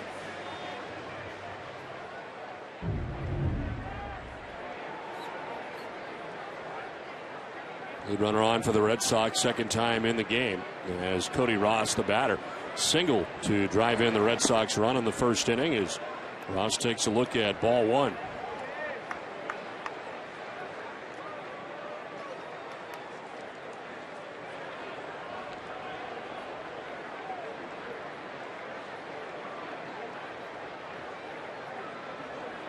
Cody Ross breaking into the big leagues as a member of the Detroit Tigers back in 2003. Fouls one off down the right field line out of play. Originally a Tigers 4th round selection back in 1999. But one season with the Tigers in the big leagues and only 6 games. Then he went to the Dodgers for 2, the Reds for part of a season, the Florida Marlins. He spent the bulk of his major league time, 5 years. A year and a half with the San Francisco Giants, and now in Boston. 1-1. In the air to right center field. Bosch moves over, and the right fielder puts it away for the first out of the inning as we send it down to Jenny Dell. Don, the New England Ford dealership has been partnered with the Red Sox for nearly 10 years, and Ford's regional manager of New England, Hal Dusnap, tells us about that unique partnership. We at Ford have had a long relationship with the Red Sox, about 10 years now, and I think you can see behind me the oval and the dugout. We've got signage in right field, and this year we've expanded a little bit, and we're the official truck with the team. And I don't know if you've seen the Wally's truck running around. It's an F-150 Raptor, so we're pretty pleased with it. John Lester is the spokesman for the New England Ford dealers and will be featured in their commercials throughout New England. He serves as a brand manager and drives a Ford F-150 King Ranch. Jerry, John is proud to drive the official truck of the Boston Red Sox. Ah, that's great.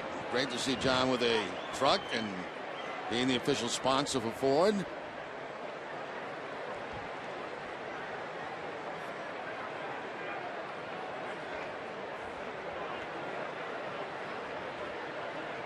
One out, one on. As Jared Saltalamacchia stands in 0 for 1. And a pitch missing inside, 1-1.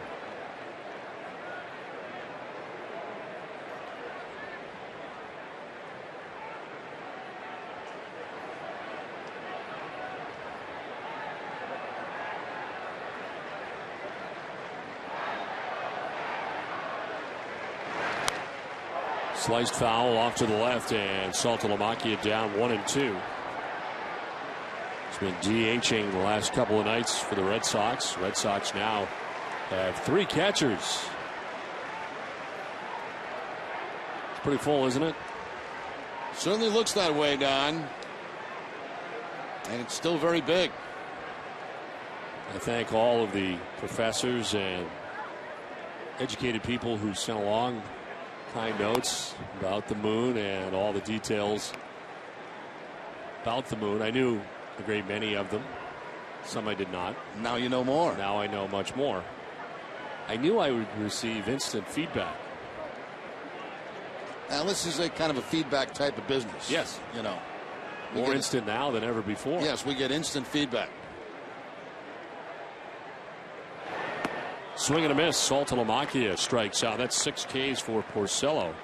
And there are 2 outs here in the 4th inning. Now that's 1 away from his season high of 7. Curveball this time from Porcello to pick up the strikeout against Saltalamacchia.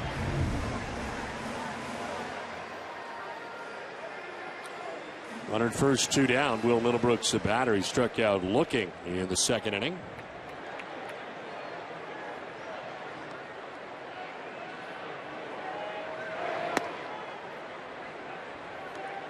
Well, coming up, we'll tell you what Justin Verlander and the weather have in common. That'll be next half inning.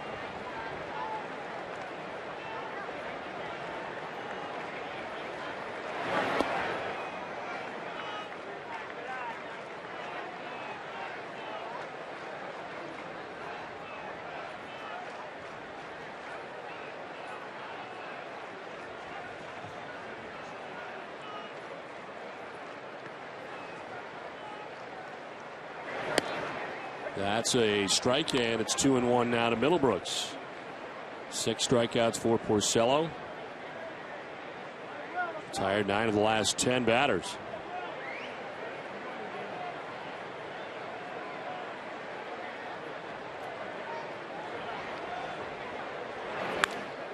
To third base, and Cabrera will go to second for the force out that ends the 4th inning. We're through 4 from Fenway. Game tied 1-1.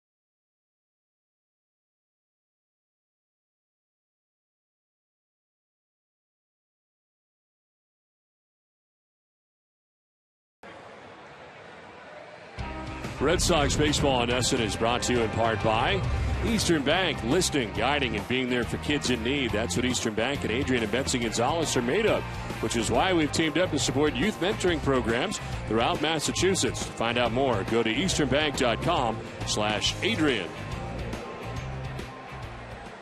Well, nice night here at Fenway Park. So far, so good, as the Red Sox and Tigers play into the 5th inning in a 1-1 game. Well pitched as Aaron Cook back to the mound for the 5th.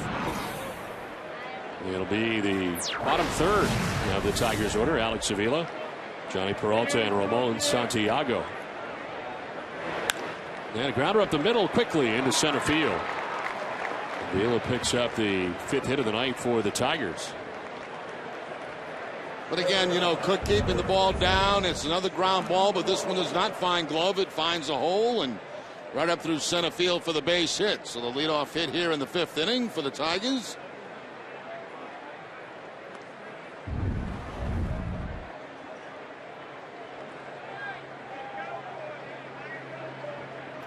Lead runner on for Detroit for the 2nd time in 5 innings. Johnny Peralta, the batter, bounced out to his counterpart at short, Pedro Siriaco, as he takes strike 1.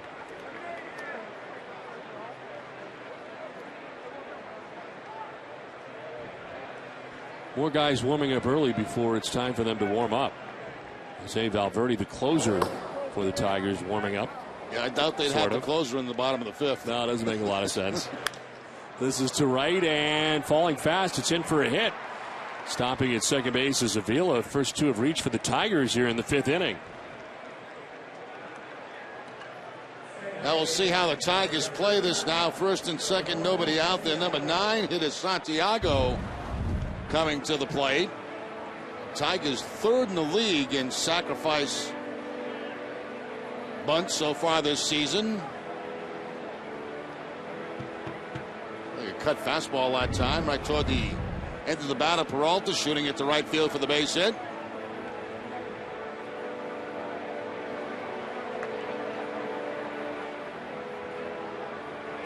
Two on, nobody out. Ramon Santiago with a single to right field, his first time up in the 3rd inning.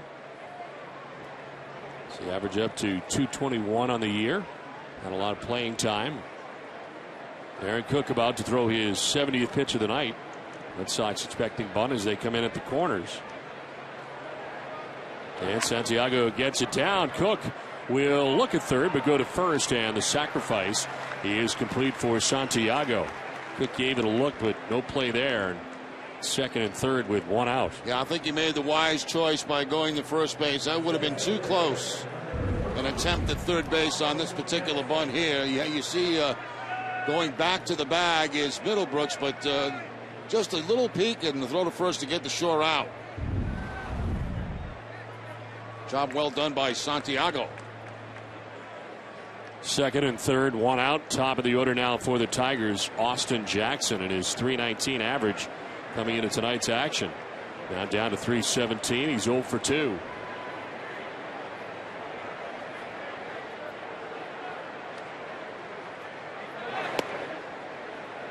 Takes ball 1.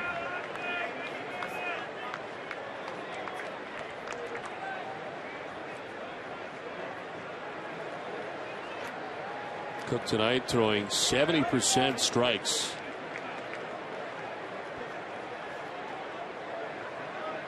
Of his 71 pitches, a 1-0. On the corner this time, 1-1. Pitch that he's got sometimes, not always.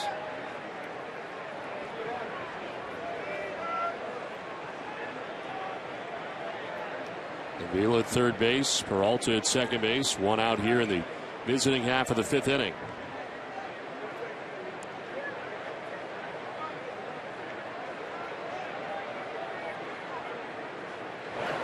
Swing and a miss, and it's 1-2. Comes in that time. Excellent movement on that two-seam fastball that time by Cook, burying Austin Jackson inside.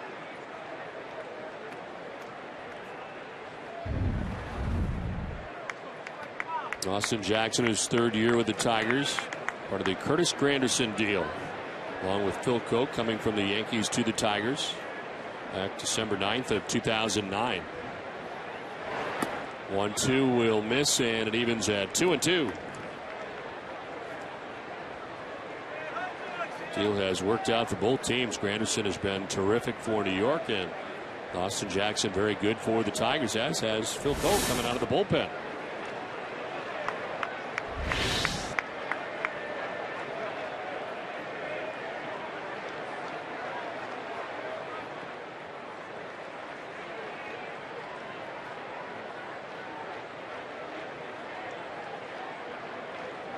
Like Granderson, always a lot of triples, at 11 last year.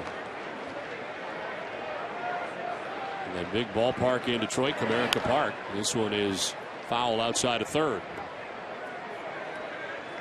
Well, Dunkin' Donuts is proud to give back at every Red Sox home game. Dunkin' hosts a nonprofit children's organization. Thousands of kids have had the chance to catch a Sox game thanks to Dunkin' Donuts. Tonight we welcome members of the South Coastal Chapter Order of Demolay in Marshfield, Massachusetts. Dunkin' Donuts, committed to the community.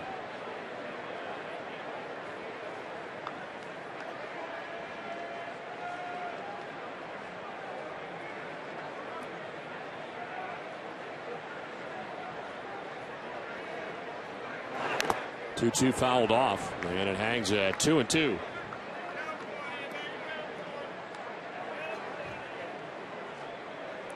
Red Sox playing the infield back with two men in scoring position here with one out.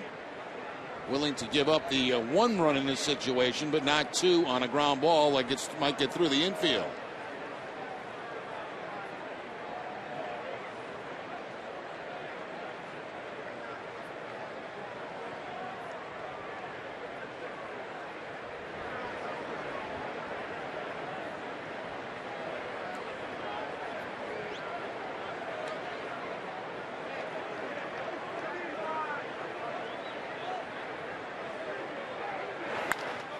Chop left side and into left field, a base hit. Avila scores from third, and one run will score as the Detroit Tigers take a 2-1 lead. Austin Jackson driving in the go-ahead run for the Tigers. That was very similar to a hit like Cabrera had earlier in the ball game. A ground ball that gets by Middlebrooks. This between the hole and third and shortstop. The dive by Siriaco. He can't knock it down, and Tigers take the 2-1 lead. Well, Bob McClure, the pitching coach, headed out here to talk to Aaron Cook. Now joining the Red Sox and up in the pen for the first time in a while in a Red Sox uniform is Craig Breslow. Coming over from the Arizona Diamondbacks yesterday at the trade deadline. Activated before the game as Clayton Mortensen returned to the Pawtucket Red Sox.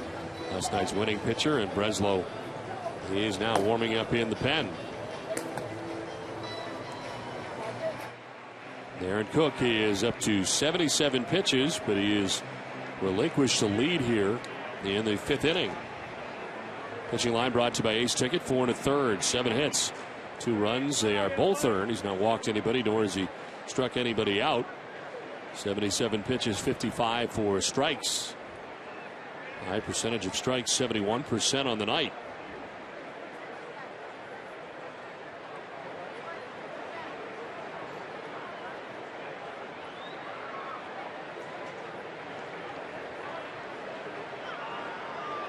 Quentin Berry, the batter, and he takes ball one. Berry was hit by a pitch his last time up and then picked off first base by Aaron Cook. Peralta at third base, Austin Jackson over at first base.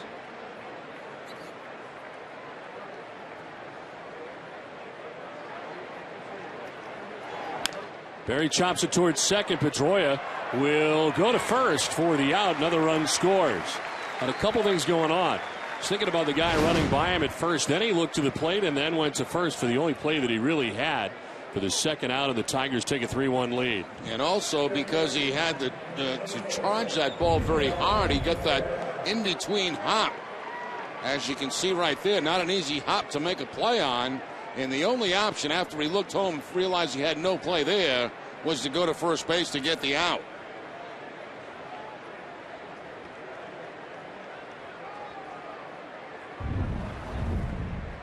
So to scoring position goes Jackson at second base. 2 down, 2 runs in. And Miguel Cabrera, the batter, in the dirt outside.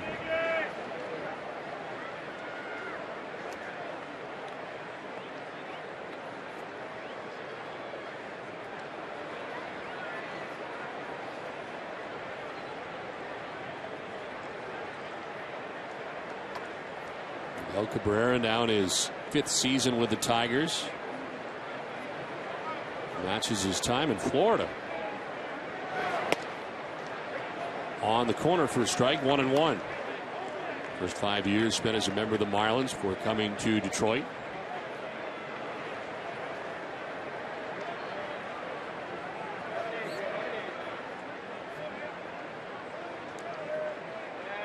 Last year hitting at .344.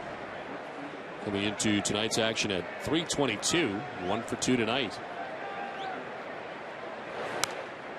Fouled off to the right, back to the grandstand. 1-2.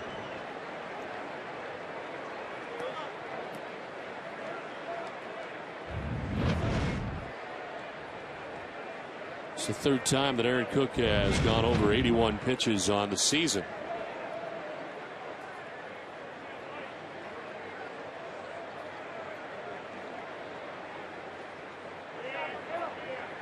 A .344 average last year for Cabrera, winning the batting title. First Tiger to lead the league in batting average since Magglio Ordonez at .363 in 2007. 1-2 as he protects the plate, foul back.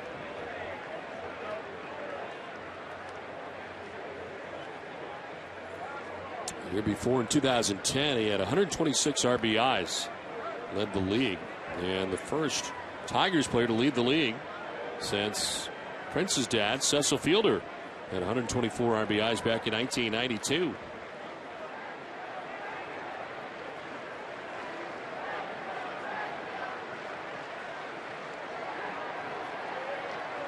One-two pitch to Miguel Cabrera.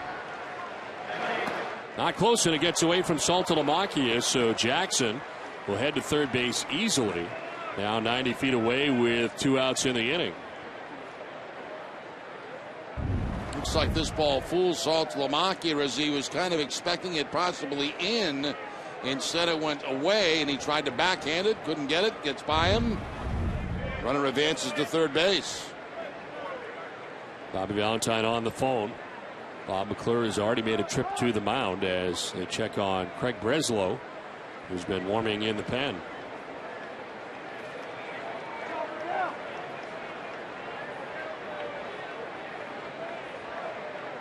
2-2 pitch to Cabrera. And he hits one high and deep to left field. That ball is out of Fenway Park. A 2-run home run for Miguel Cabrera, his 26th of the year. And the Tigers take a 5-1 lead.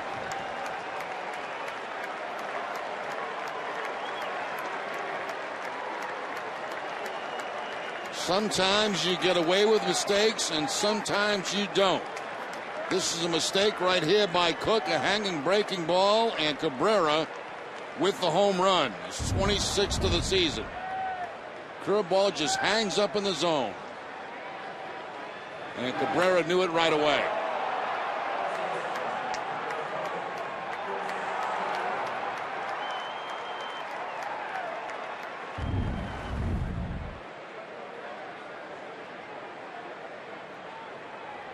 Last 3 starts, 5 home runs allowed by Aaron Cook.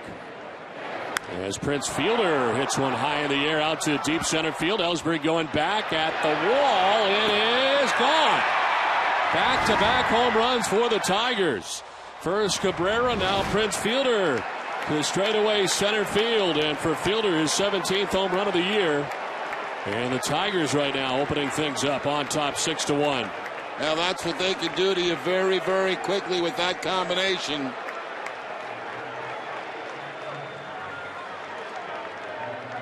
Bobby Valentine makes the move as the Tigers have taken a 6-1 lead as they go back-to-back here in the 5th inning, and that's the end of the night for Aaron Cook.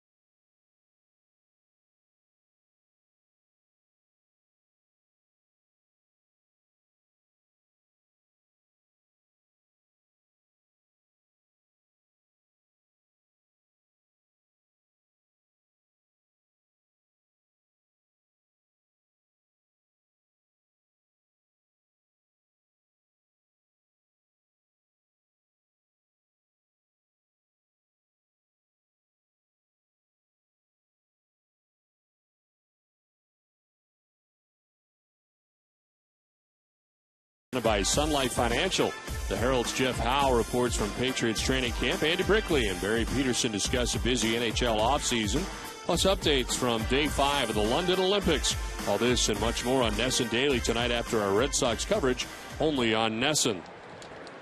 6-1, the Tigers have the lead over the Red Sox. 2 outs in the 5th as this call to the bullpen is brought to you by New England Ford dealers.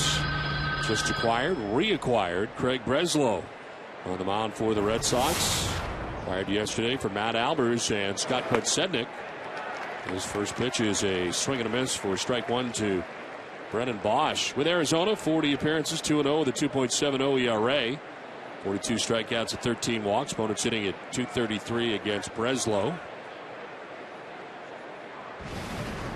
Over his last 11 appearances in 13 innings, he's had 17 Ks. This one grounded foul.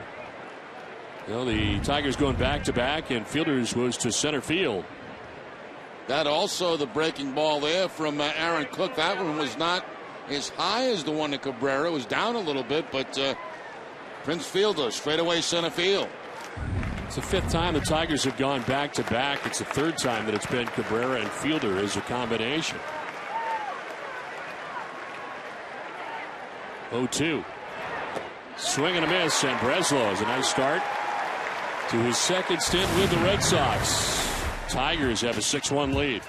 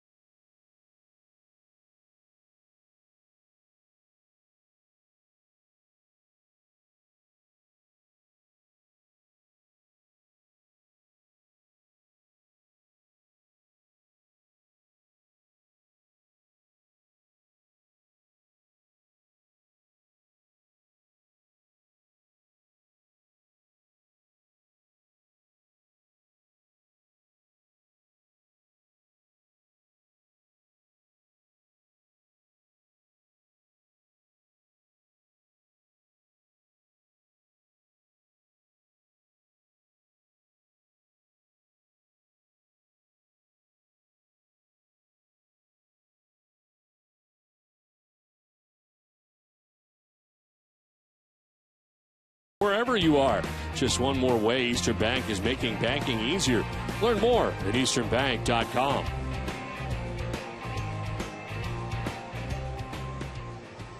Well, nice night in Boston as it has turned out. Back-to-back go the Tigers. First, Miguel Cabrera's 2-run shot, then Prince Fielder with his solo shot to straightaway center field. The Tigers are on top 6-1 as we play on to the bottom of the 5th inning. Ryan Kalish, Pedro Siriaco, and Jacoby Ellsbury expected here in the 5th.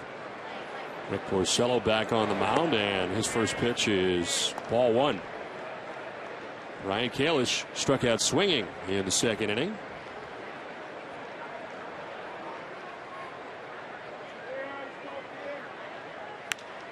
Now a liner in the left field for a base hit.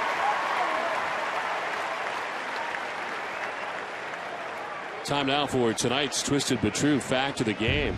Last night was Justin Verlander's third start at Fenway Park in the last 2 years. He will not make another one this year unless the two teams meet in the postseason. But if he does, fans should bring an umbrella and maybe head for cover. Each of the last 3 times Verlander has pitched at Fenway, the weather has been progressively worse. Last May, he pitched in a steady drizzle. Then on May 29th of this year, started the game, which saw a rain delay that lasted 38 minutes. Last night, the delay reached an hour and 45 minutes before the game was called in the 6th inning. Twisted Tea Hard Iced Tea. The refreshing hard iced tea tastes like real iced tea. Be a little twisted.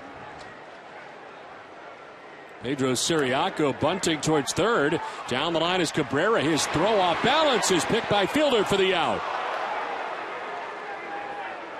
Trying to bunt for a base hit, and he is thrown out at first base. A very nice play by Cabrera. We mentioned last night switching back to third base, and he has done a very good job down there, and that's a good example right here. A pretty good bunt.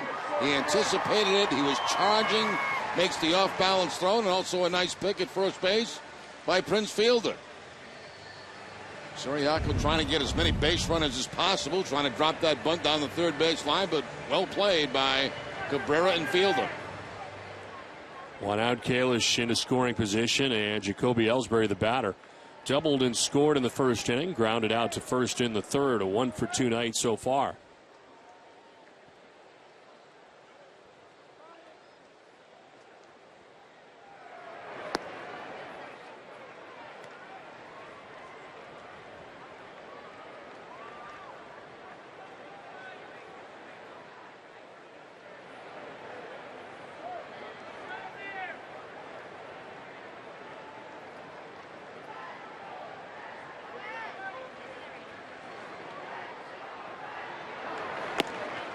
Inside 2-0.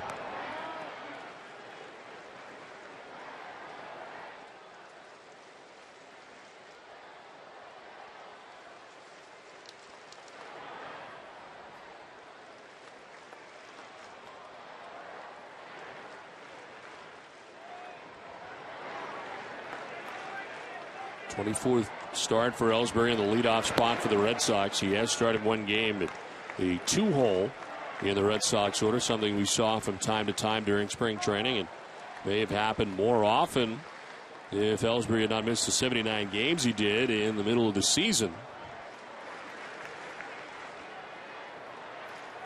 3-0. He is in there for strike 3 and 1. Porcello giving up a leadoff single to Kalish. Siriaco tried to bunt his way on, was thrown out. 1 on, 1 out. Red Sox trying to answer after a 5-run top half of the 5th inning for Detroit.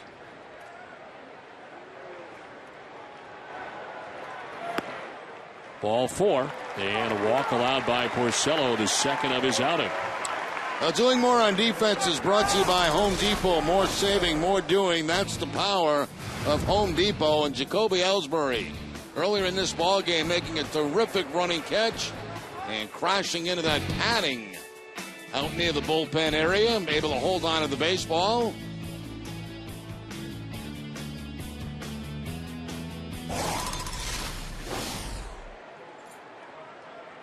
Two on, one away, and a ground ball right side. Santiago will go to second for one, on to first with Crawford running, and they turn it. Double play turned by the Tigers. Gets them out of the inning. Tigers have a 6-1 lead.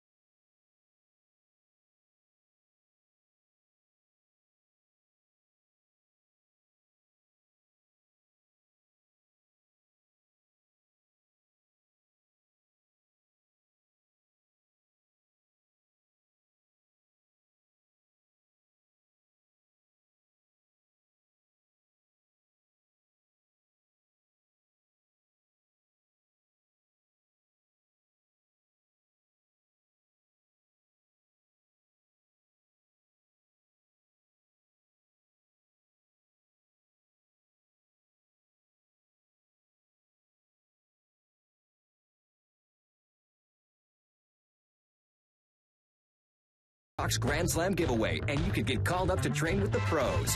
Play on the field, get your own locker, wear an authentic uniform, and more. Enter at Foxwoods, official partner of the Boston Red Sox. Learn more at foxwoods.com. Top of the 6th inning as the Tigers have a 6-1 lead. Ball skied foul off to the right by Delman Young. Craig Breslow back on the mound for the Red Sox here. Got the final out of the 5th inning and did it with a strikeout of Brennan Bosch. Delman Young 0 for 2 in the game. Tried to hold up. They'll check, and he did, according to Vic Carapazza. Breslow just getting here as the Red Sox were winding up batting practice tonight. Coming in from the West Coast.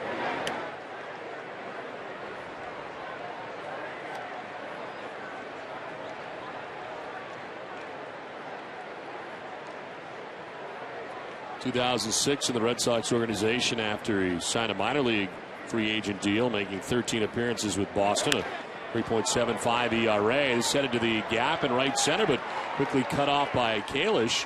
And it is a long single for Delman Young to begin things here in the 6th inning. Now, Delman Young got robbed last time by Jacoby Ellsbury for extra bases. This time he keeps it away from Ellsbury. And it drops in for a base hit. Tracked down by Kalish, holding Young to the single.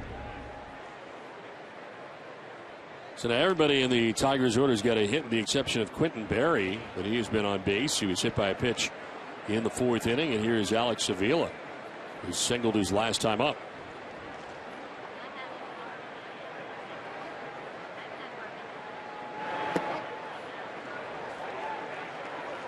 Mark Melanson now warming in the pen for the Red Sox here in the 6th inning.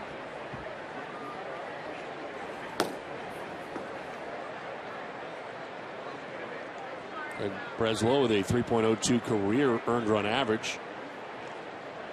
3rd best mark among relief left-handers. It's time now for tonight's AT&T trivia question. Since 1983, who are the only 3 players to play in the majors and attend Yale University?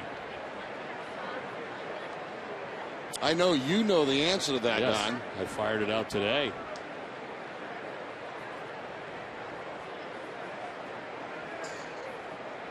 .02 is low and in the dirt. I can tell you this, Jerry. I worked with one of them, Game 5 of the ALDS, Tampa Bay Rays and the Texas Rangers. He's now a color analyst. I know who he is. Yeah. You know the other two, too? I do, because I heard you mention their names. So we'll have the answer for you. We don't give it away right away. Kills the suspense, ruins everything. So we'll wait till next half inning or later. Swinging and a miss. Avila strikes out. Second strikeout from Breslow. Well, he's got both left-handers that he's faced. A strikeout to Bosch to end the 5th inning, and now a strikeout to Avila.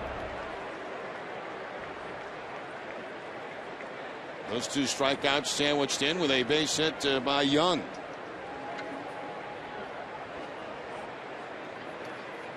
One on, one out. There's Johnny Peralta, the batter. Down low, and it's ball 1.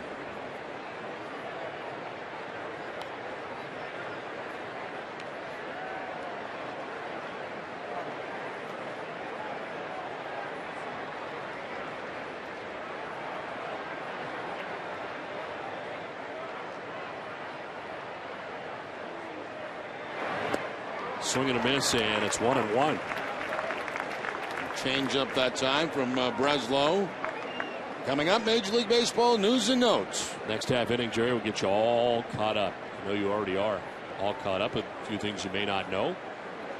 Jenny Dell will let us know.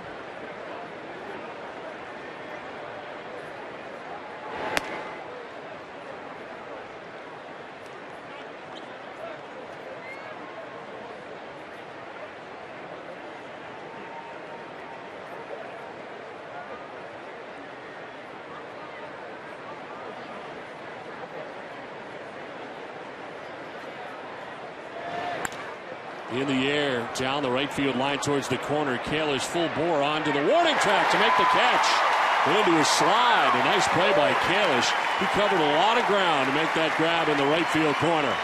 We've seen some nice outfield play by the Red Sox tonight. Jacoby Ellsbury, first of all, and now Kalish. This ball slicing away from him off the bat of the right-hander, getting close to that wall, goes into the slide and makes the catch.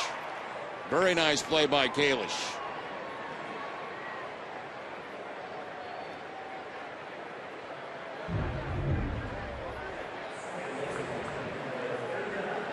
So 2 down, Delman Young back to the bag at first. He led off with a single. He's still there with 2 outs in the inning. And brings up Ramon Santiago.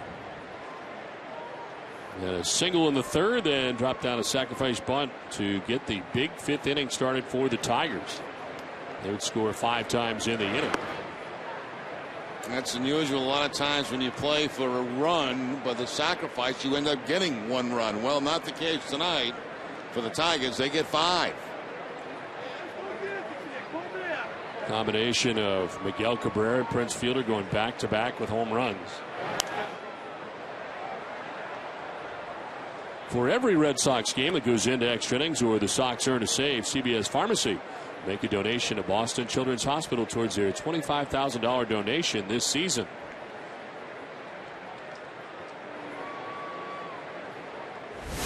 On deck, top of the order for the Tigers, Austin Jackson.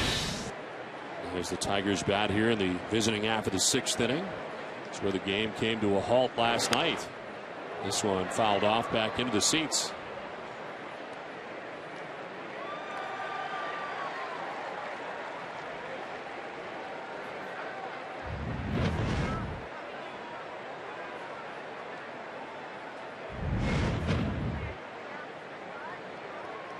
As it was, Jerry, we waited about an hour and 45 minutes. If they had waited longer, there was still a lot of baseball to be played last night. It was.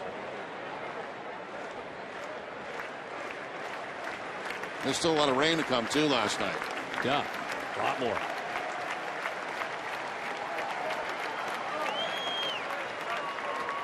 One, two. In the dirt, gets away from Saltalamacchia. Delman Young will take second base.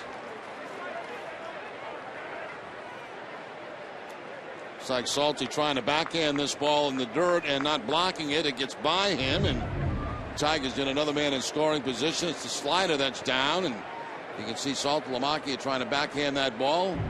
Has to chase it back to the backstop. Wild pitch charged to Breslow. Wild pitch had been charged to Aaron Cook last inning.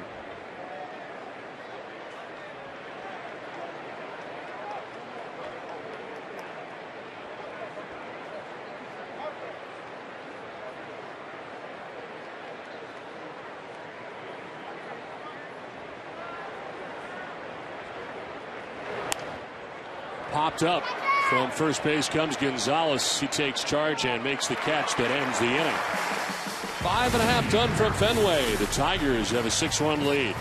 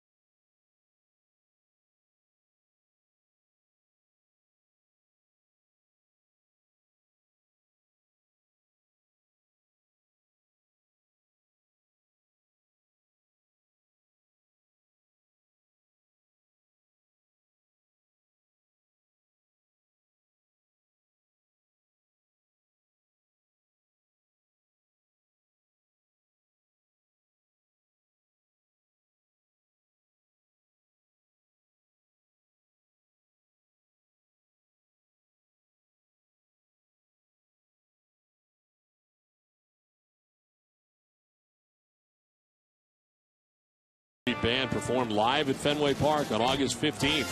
Tickets are still available, so get them now at livenation.com.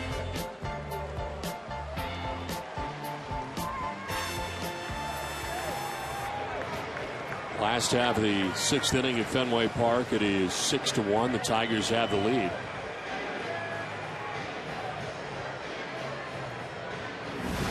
Dustin Pedroia, Adrian Gonzalez, and Cody Ross expected in the bottom of the 6th inning. Jerry, I know you and I went to the sound check last time Bruce Springsteen was here, but have you ever seen him live? No, I have not. That's the closest I've come to hearing. We actually heard quite a bit of the concert. We did. In the sound check. A long sound check. Very private moment as Yes. we got to listen to him warm up. I saw him at the L.A. Coliseum. Mm-hmm.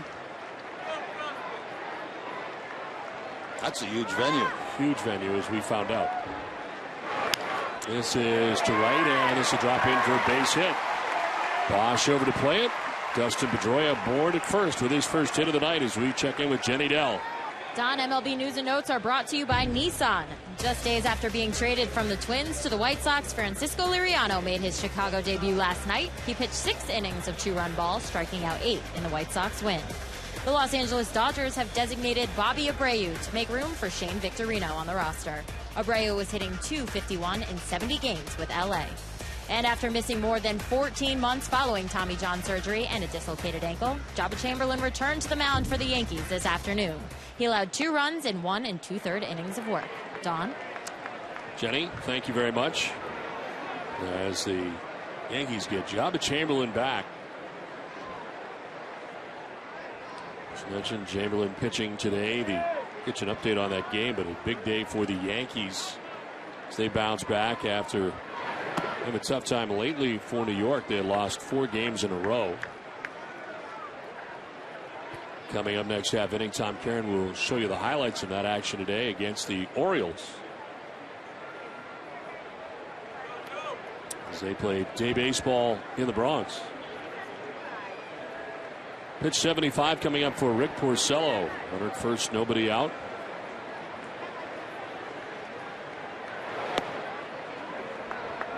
Strike to Gonzalez, and it's 2-1.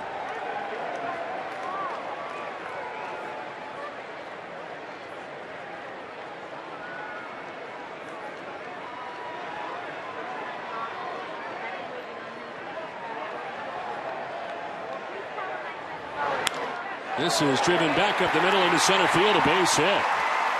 Second hit of the night for Gonzalez. 3rd time he's been aboard.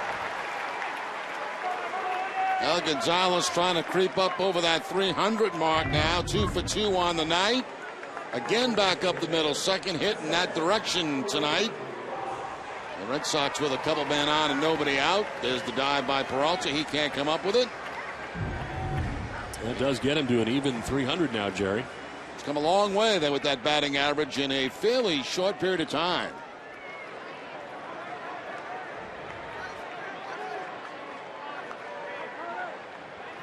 Two on, nobody out, and Cody Ross, the batter.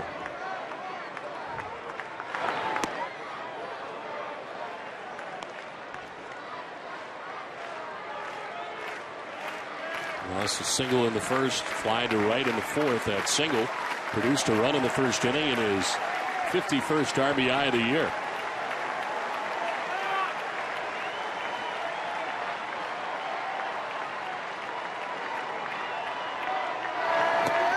Swing and a miss, and it's 1-1.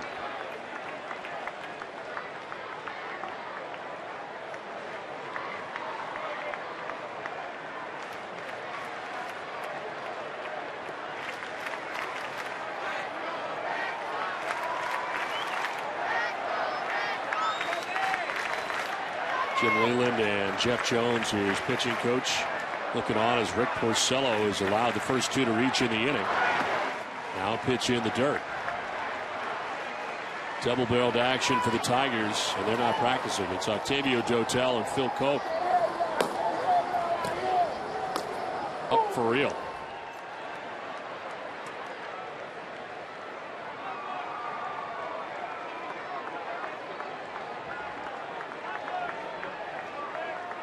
Pedroia at second base. Gonzalez at first base. Nobody out in the Boston 6th inning.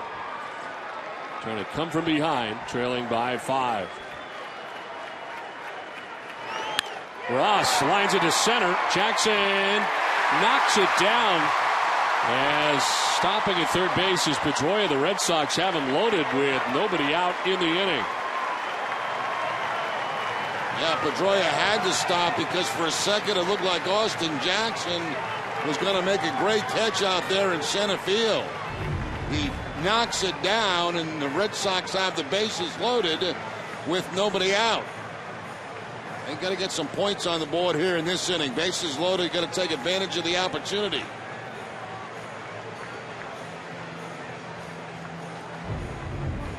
Jeff Jones out there, the pitching coach, to talk to Porcello. Bases loaded, nobody out. Jared Saltalamacchia will be coming up.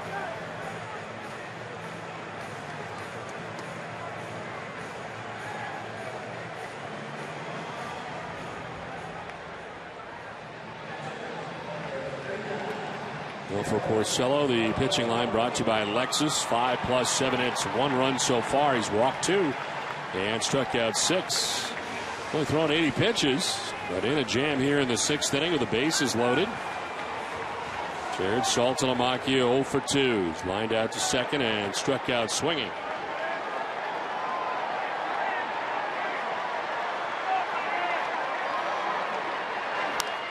Sliced foul off to the left.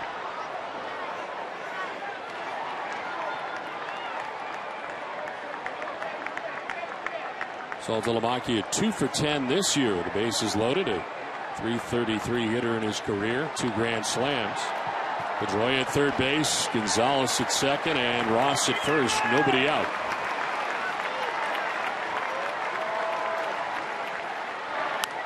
In the air foul, and it's 0-2. Arbor Coat exterior stain by Benjamin Moore is a revolutionary waterborne stain that will transform your home into the envy of your entire block. Find Arbor Coat at your local Benjamin Moore retailer.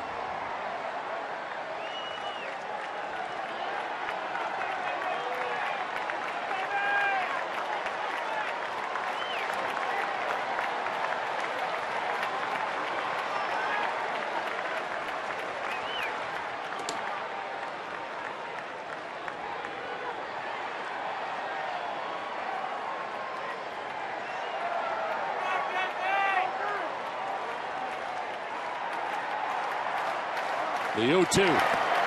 Outside 1-2.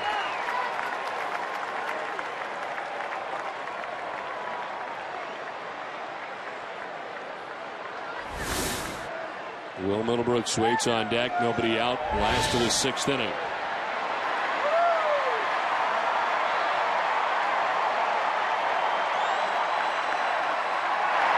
Saltalamacchia squibs 1 foul, and it remains 1-2. Good job there by Saltalamacchia spoiling that changeup. Changeup down, probably a little bit out of the strike zone. Saltalamacchia swinging, but fouling it off.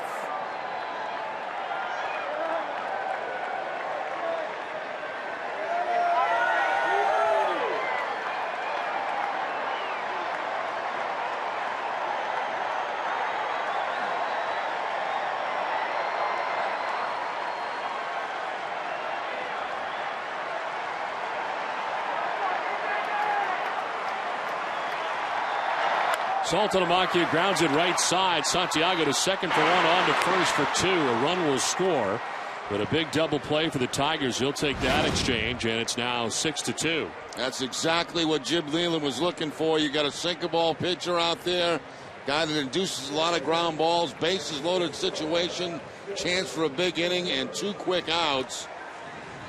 1 run comes in, but they get the 2 outs in the inning.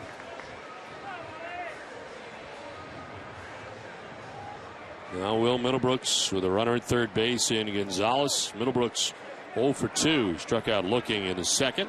Grounded into a fielder's choice in the 4th inning.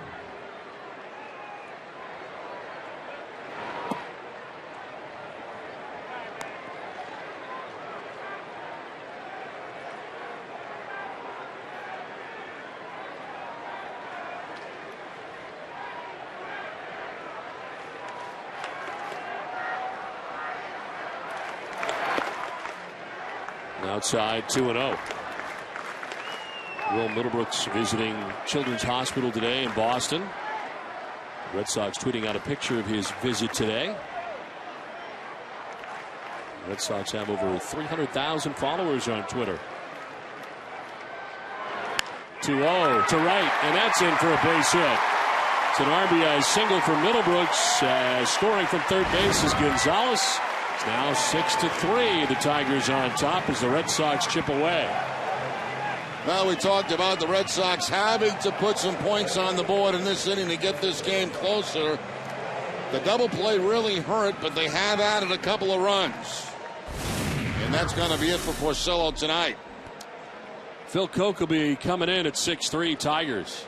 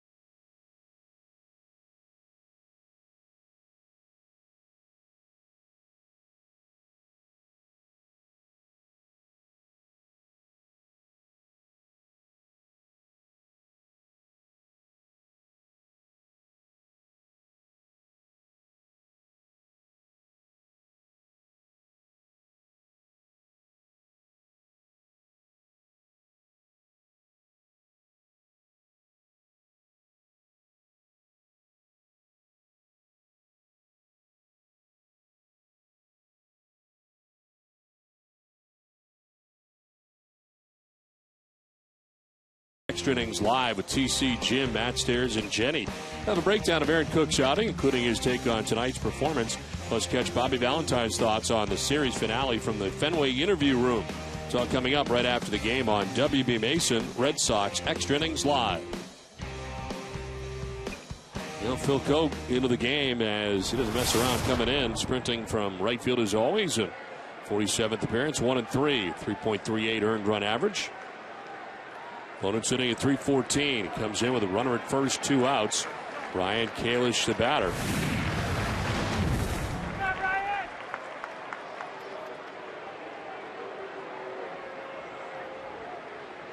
Koch pitched in game 1 of the series. This is his last outing. He's not allowed to run in 32 of 46 outings this year.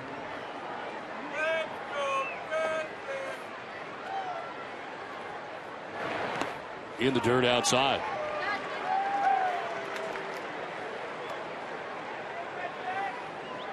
He's given up 5 runs in his last 7 innings.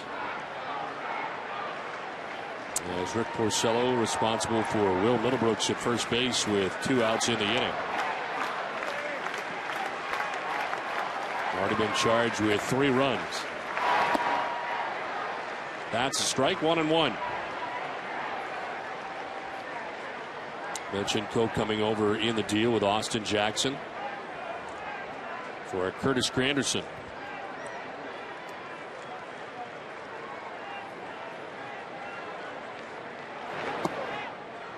Inside, 2-1. They flirted with the idea of making Koch a starter at one point, but it's been valuable out of the bullpen for Jim Leyland.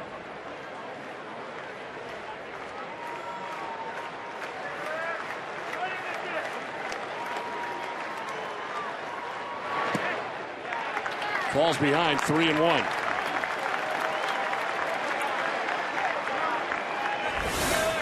Pedro Siriaco waits on deck.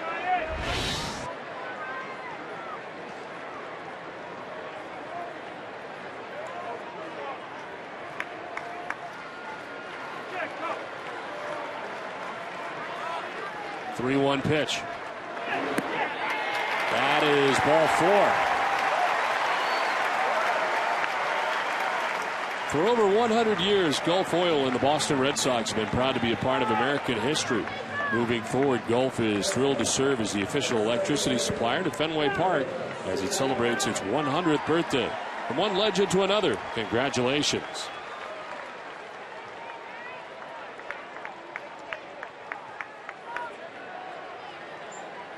2 on and 2 outs here for the Red Sox in the 6th inning. Tying run coming to the plate in Pedro Siriaco. Was 0 for 2. He struck out in the 2nd inning. Grounded out to third base in the 5th.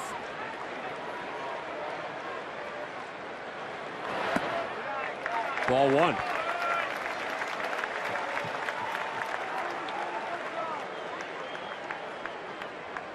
Second season for Phil Koch in a Tigers uniform.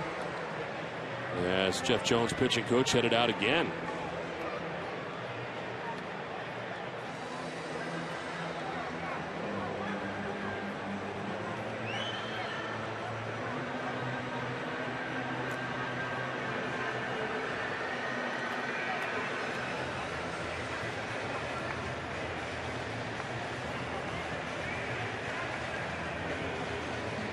Well, tonight, immediately following Red Sox Extra Innings Live, join us for Red Sox Final presented by Geico.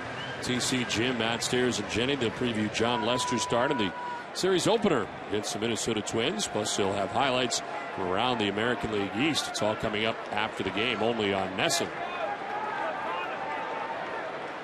2 on, 2 down, 2 runs in. 6-3, Tigers on top. Siriaco takes the 1-0 for a strike, 1-1.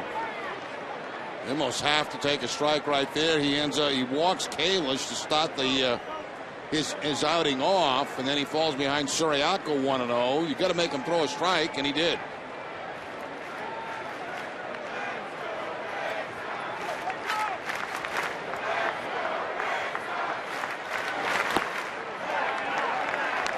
Two and 1.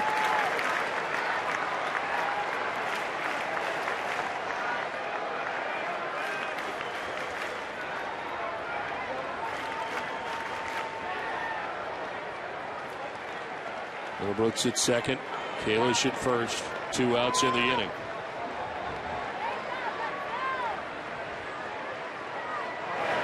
Siriaco into right field, a base hit. Being waved around is Middlebrooks. The throw from right field is cut off, and the Red Sox make it a 2-run game. Now 6-4. Pedro Siriaco drives in a run with 2 outs in the inning. Well, he just continues to do the job. A 6-game hitting streak now for Siriaco as he takes that line drive to right field. It's ahead in the count, gets the fastball, shoots it to right, scores a run. The Red Sox right back in this game, only down by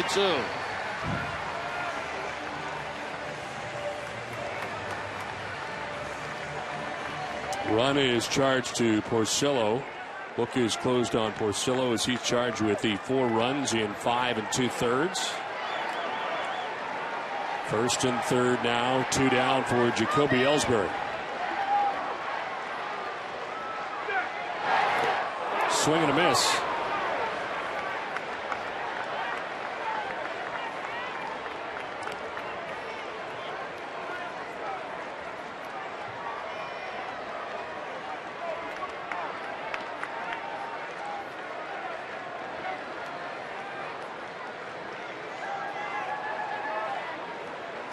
Kalish at third, Siriaco at first.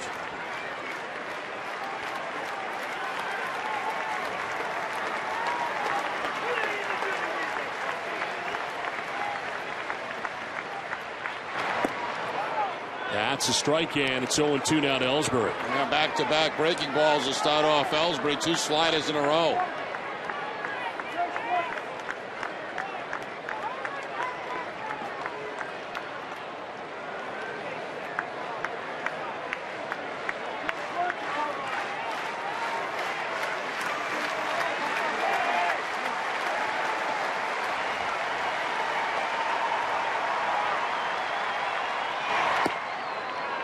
away, 1-2.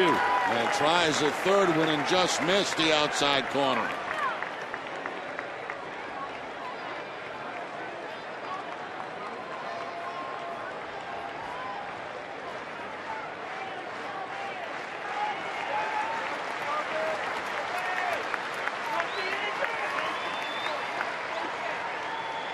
Taken off of Siriaco as Ellsbury strikes out to end the inning, but the Red Sox scored 3 times in the 6th. It's now 6-4 Tigers at the end of 6.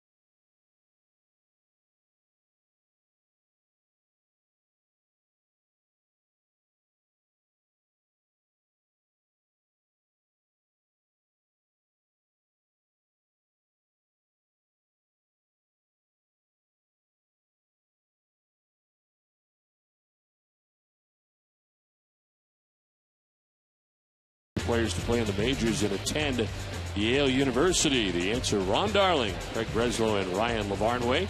2 of the 3 are here tonight. Darling actually started his collegiate career as a position player before becoming a pitcher.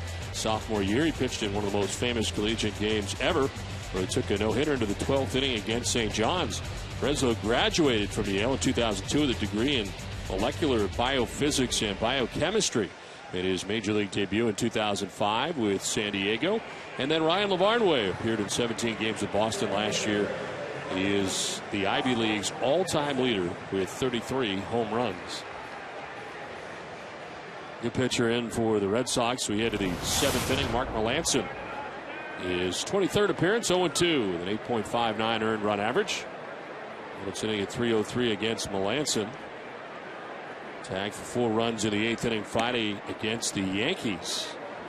All coming on the grand slam by Curtis Granderson. First grand slam Melancon has allowed in his career.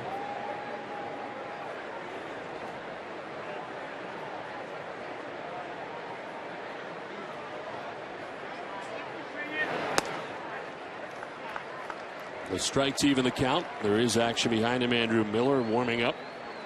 Aaron Cook, the Red Sox starter tonight, goes 4 2/3 innings. 9 hits and 6 runs. Breslow in his return to the Red Sox goes an inning into 3rd. Gives up a hit and grabbed 2 strikeouts while he was in. Now Melancon in to start the 7th inning.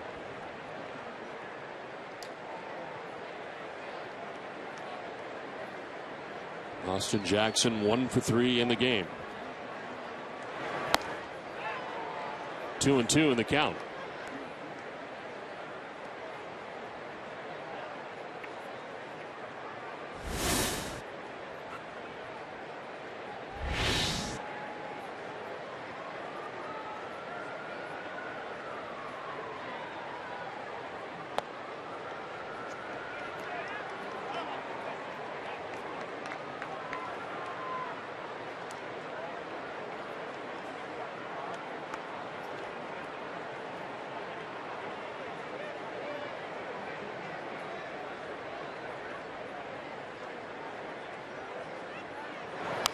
Fouled off, and will do it again, 3-2.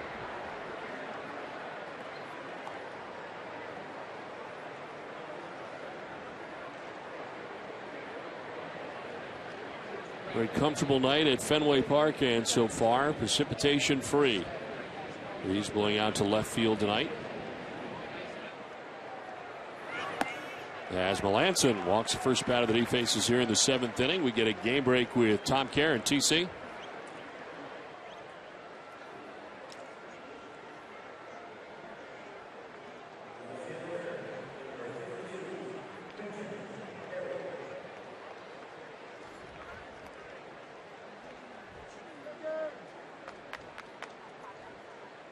Okay, Tom, thanks very much. Back here at Fenway Park as the Red Sox play night baseball against the Tigers, 6-4, and Tigers on top with nobody out here in the 7th. Leadoff walk for Austin Jackson. Quentin Berry, the batter now for the Tigers. Pitch out and nothing doing. Yeah, we'll see now if the Tigers stay aggressive on the base paths. They have the 2-run lead.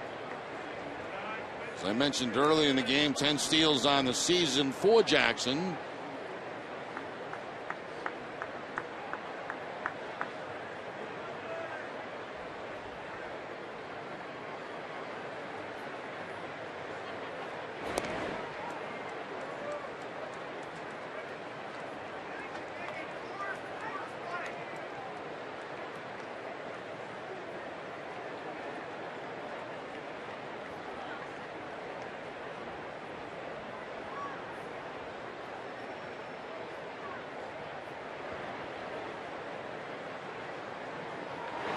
Swing and a miss, and it's 1-1.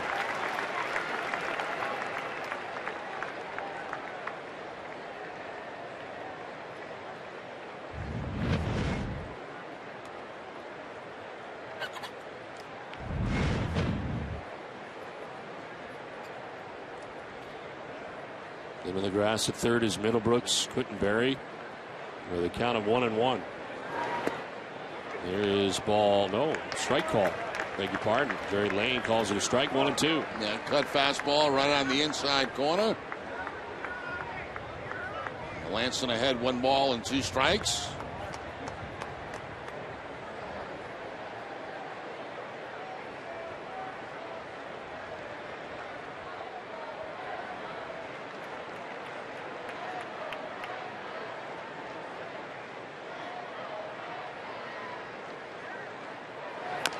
Chopped off the plate. Melanson is going to wait for it to come down, and then he fires to first quickly in time to get Berry as Jackson takes second base. Well, no one has all the sports covered better than Dennis and Callahan. Along with tonight's game, the guys will talk a little football tomorrow with NFL.com's Mike Lombardi.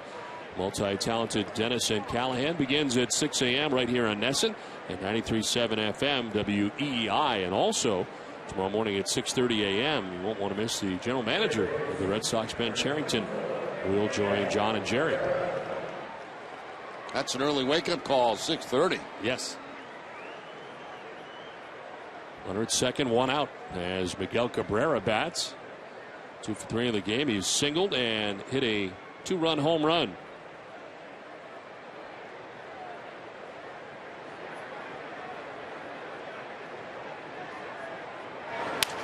Broken back grounder to first. Gonzalez will take it himself to the bag for the out as Austin Jackson moves over to third base. 2 down in the inning.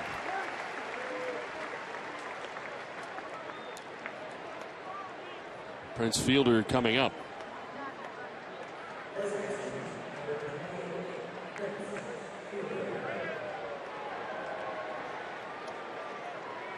And Bobby Valentine coming out of the dugout. Is that Andrew Miller warming in the pen? Lancer gets 2 outs in the inning. Andrew Miller coming in. 6-4 Tigers.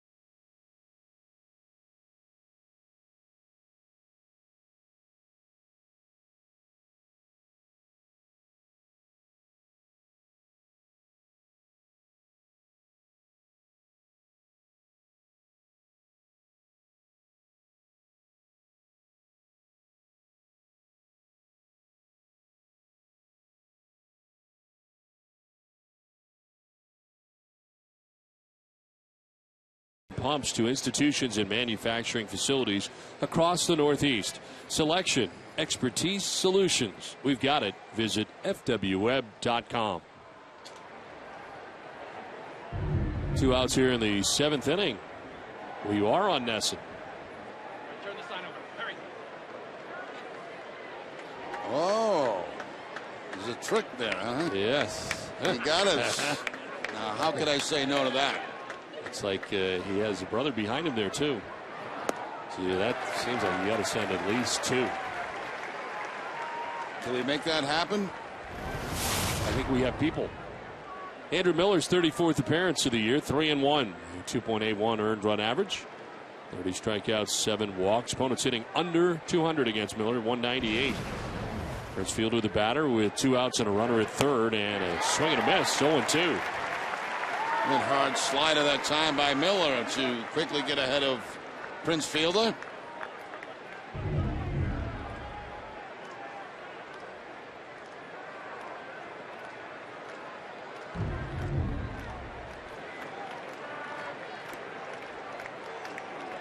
Roughing as Miller is getting well down the line was Austin Jackson,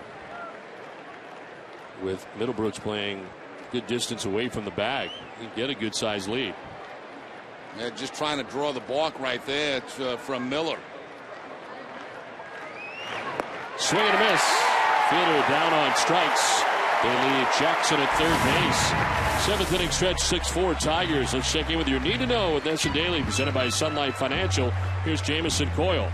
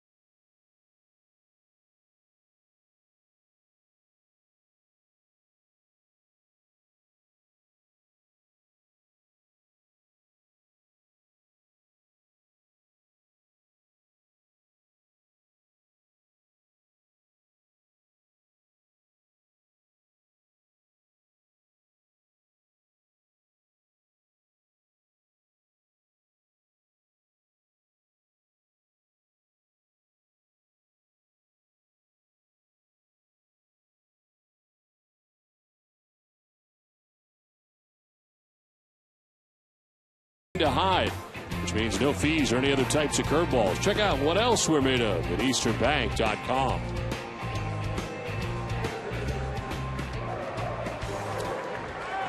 Bucket list. These green monster seats. Get that covered. Red Sox win. They need a little work to do. Hopefully put a check in that column before it's over. Glenn, Sally, Peter, and Mary. That's a well put together sign, Joe. Yes, it is. Very thoughtful.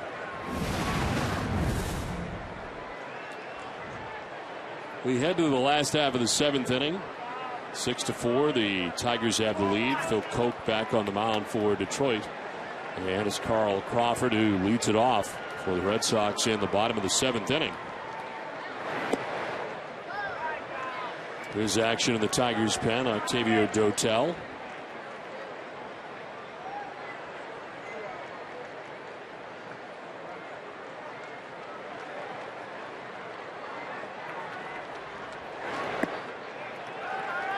2-0.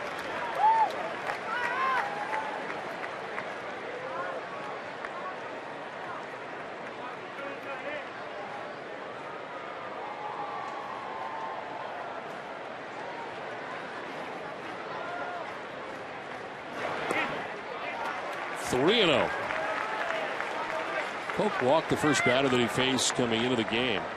And Ryan Kalish gave up a single to Siriaco before he struck out Jacoby Ellsbury to end the inning. Back out there to start the 7th inning.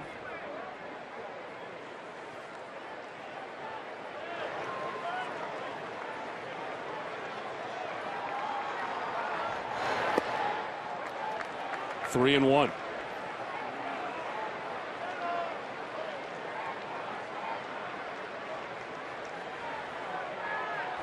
Dustin Pedroia waiting on deck, and Adrian Gonzalez to follow here in the home half of the 7th inning.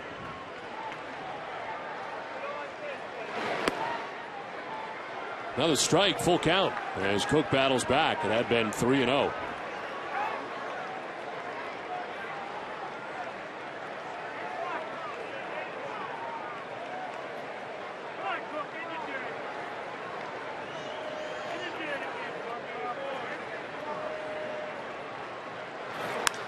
In the air to right field, struck well. Back goes Bosch at the wall. It is gone into the bullpen. Carl Crawford with his 2nd home run of the year. The Red Sox trail by just a run now at 6-5.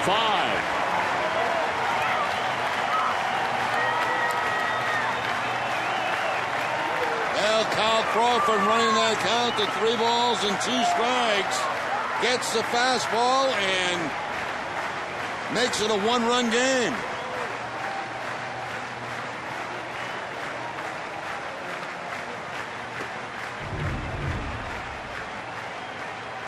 Fastball middle of the plate. Crawford able to hook it and hook it deep enough to pick up his 2nd home run of the season.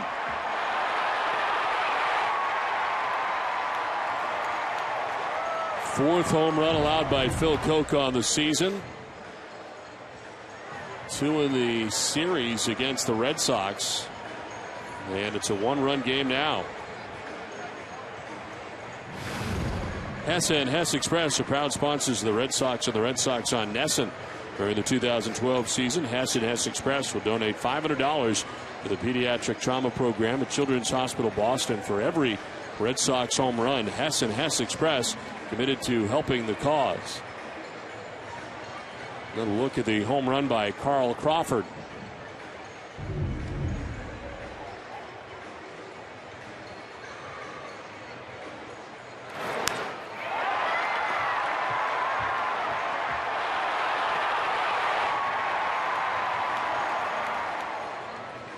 Now, it was so important for the Red Sox to get 3 runs on the board back in the 6th inning, get back into this game. They did.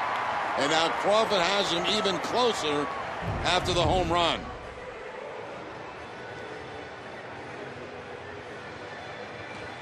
Now the Tigers back into the bullpen again. Octavio Dotel now comes in, his 35th appearance. 3-2 with a 3.44 earned run average. 34 innings, got 48 strikeouts, and opponents hitting at .214 against Dotel. Last 5 outings, he's gone 1-0 with a 1.59 earned run average.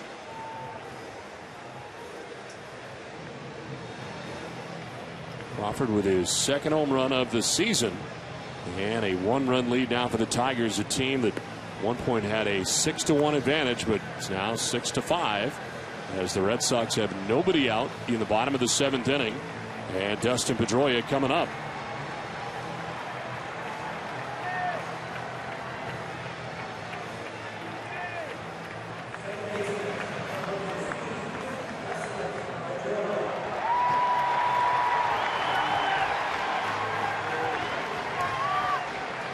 So Rick Porcello charged with 4 runs in his 5 2/3. Phil Coke goes at 3rd, giving up 2 hits, a run so far on the home run. A walk and a strikeout. Cook is now closed on Coke, so just the 1 run, and now Pedroia bats against Dotel. Outside corner for strike 1.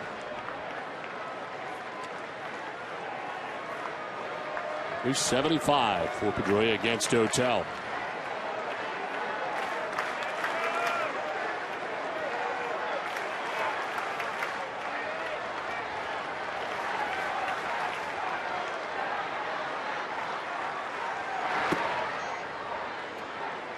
Strike two, and it's 0-2. Yeah, pretty nasty keeping those first two fastballs away from Dustin Pedroia. Almost unhittable on the outside part of the plate.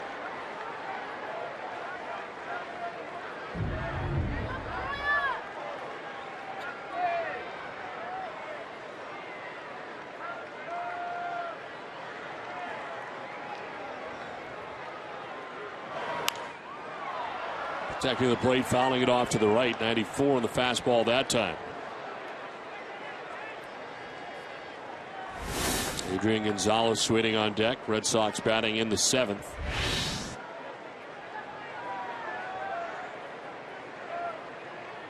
Boston had the 1-0 advantage, but then trailed 6-1. They get 3 in the 6th.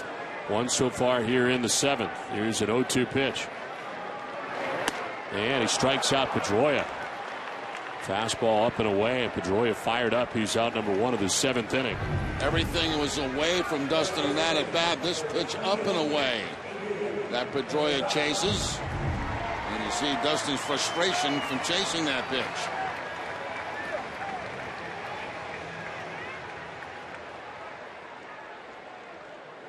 So 1 out, base is empty. Adrian Gonzalez, the batter, has been on 3 times tonight.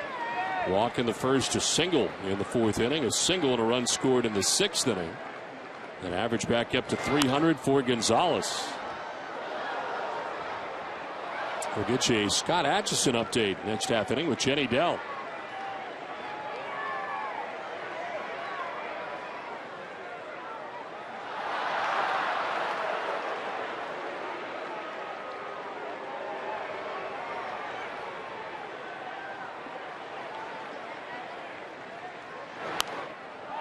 Fouled off to the left hand. It's 0-2.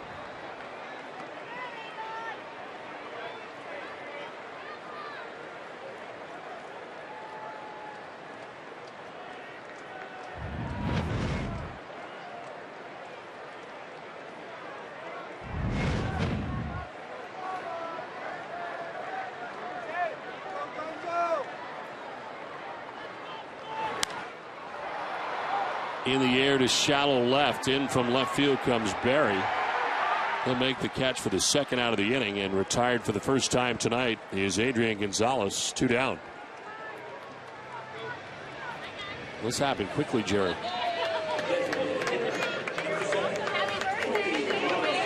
Hot dogs have been delivered.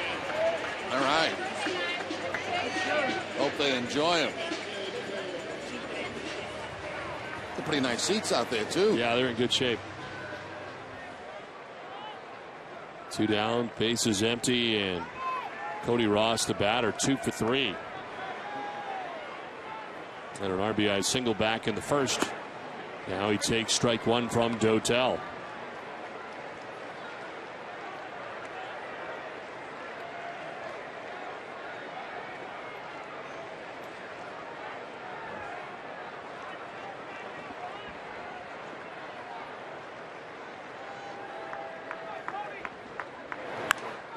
Popped up right side of the infield as Ramon Santiago staggers underneath it, and a backpedal the outfield grass to make the grab.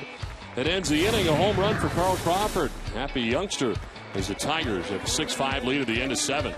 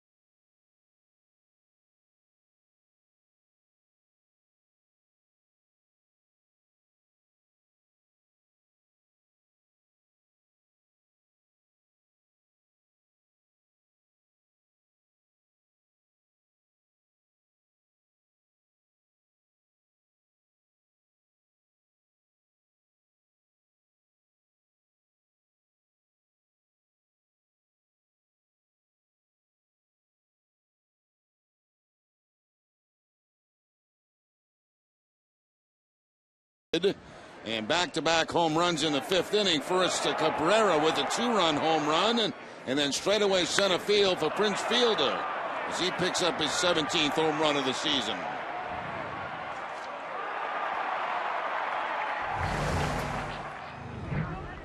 Six to 5, the Tigers on top of the Red Sox, and first pitch swinging is Brennan Bosch to begin things here in the 8th as Andrew Miller, at the final out of the 7th inning, he's back out there for the 8th. It is a 1-run game now. Both teams with 10 hits. No one pitch. Bosch will pop it up. Middlebrooks ducks back, few strides on the outfield grass for the first out of the 8th as we check in with Jenny Dell.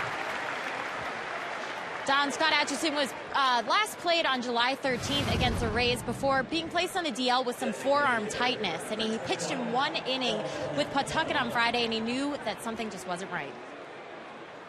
I felt all right throwing in the game. The results were iffy, but it's been 15 days, so that's understandable. I didn't feel maybe 100%, but I felt like I was doing all right. And I woke up the next morning, and it was hurting pretty much in one spot, and it was kind of more than it should be. It wasn't like just a next day soreness, and I knew there was something was probably not right at that point. Atchison has an appointment on Monday with orthopedic surgeon Dr. James Andrews to determine whether he'll require Tommy John surgery. An MRI exam revealed a tear in the UCL, and Jerry, depending on the degree of that tear, Atchison may be able to recover through rest and rehab. You feel bad for him, because he really has had a terrific season for the Red Sox, and unfortunately things like that happen, and now he just has to wait for the results to determine what he's going to do about it. And if he needs Tommy John surgery, he'll be out for a long, long time. He is a lot of fun to watch. He has really been a great story here with the Red Sox last couple of years. He's tired. But he's tired of doing nothing is what it is. But he has done a great job, and I hope he doesn't need Tommy John surgery. Really don't. He has been fun to be around as well. 2-2 pitch is down the right field line. This is going to be a home run right down that right field line for Delman Young. Inside the pole and gone. Third home run of the night for the Tigers, and for Delman Young, his 12th of the year. And the Tigers go back on top now 7-5. They get a 2-run lead. Well, Delman Young gets the fastball away, takes it to the opposite field, and wraps it right around the pole for the home run. You could be a little bit late at Fenway Park and still go deep down that short part of the ballpark. That is only the 3rd home run allowed by Miller this season. Now he deals with Alex Avila, 1 for 3. In there for strike 1.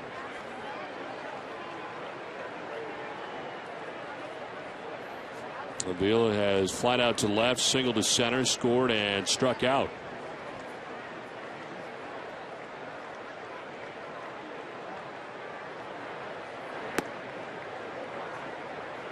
Action of the Red Sox bench. Shinichi Tozawa warming in the pen. Red Sox have already used Craig Breslow, Mark Melancon, and Andrew Miller out of the pen. The starter, Aaron Cook, only going 4 2/3 for Bobby Valentine tonight. 2-1.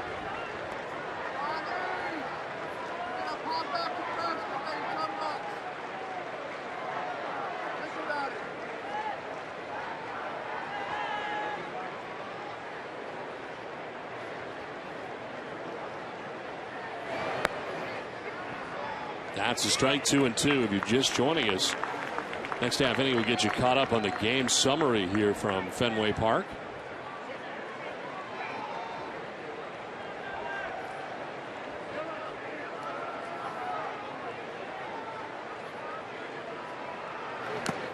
Foul tip not held onto by Saltalamacchia, and it hangs at 2-2.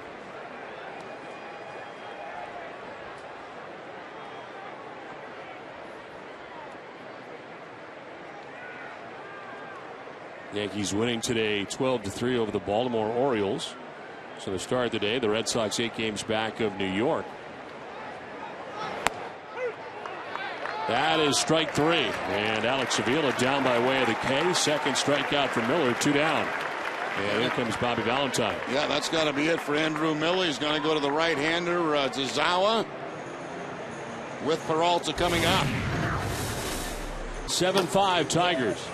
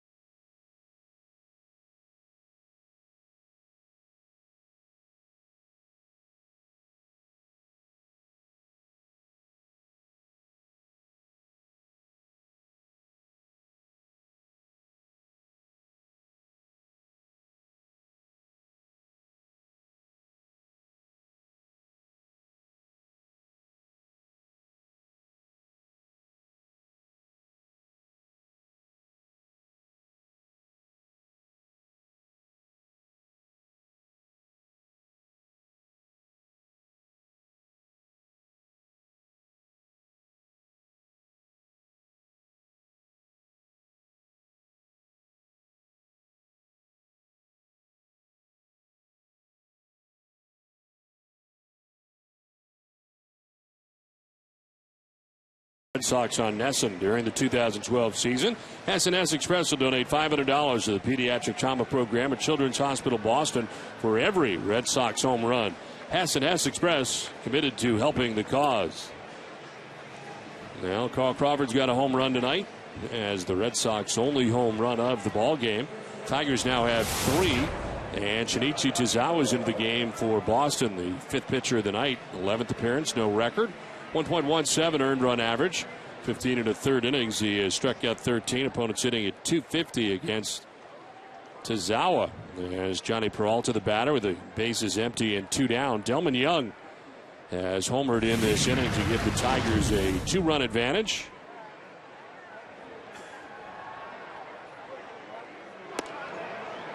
Strike over the outside corner.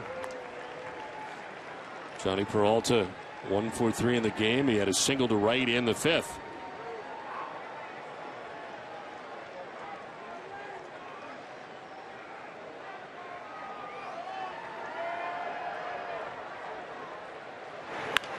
On the ground to third base, Middlebrooks will pick it, fire across for the out. That ends the 8th. We come back, we'll check in on the game summary from Fenway.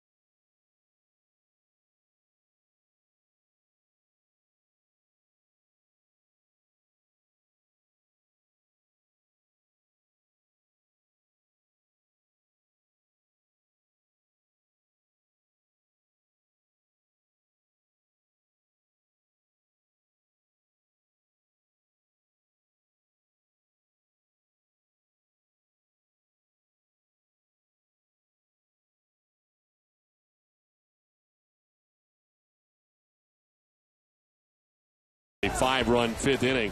Miguel Cabrera with the first of 2 home runs. Prince Fielder with the other as he goes with his solo shot. At the time, put him on top 6-1 with his shot to center field.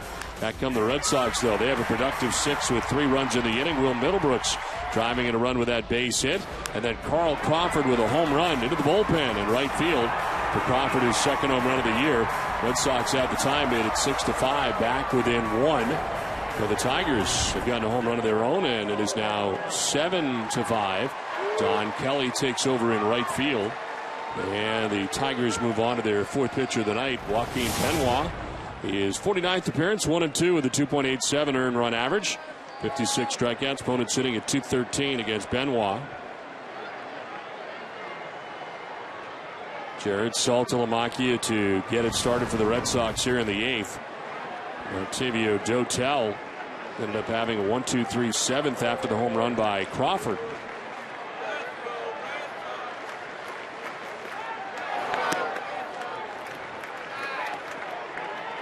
Rick Porcello, the pitcher of record still for the Tigers. He went 5 2/3, giving up 4 runs for Detroit. Came into the game 7-6.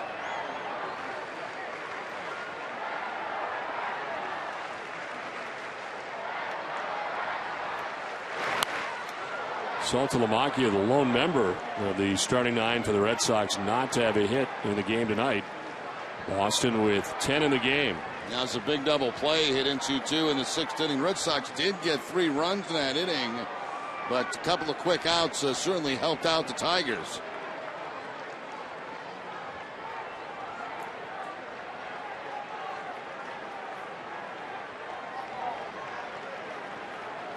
Benoit tied for 3rd in the American League among relievers with 56 strikeouts. And he's ahead of Saltalamacchia, 1-2. Change up, already a couple of change ups in his at bat to Salty. There's the change up with the spin going down and away from Saltalamacchia. Benoit has struck out at least 1 batter in 38 of his 48 outings on the season.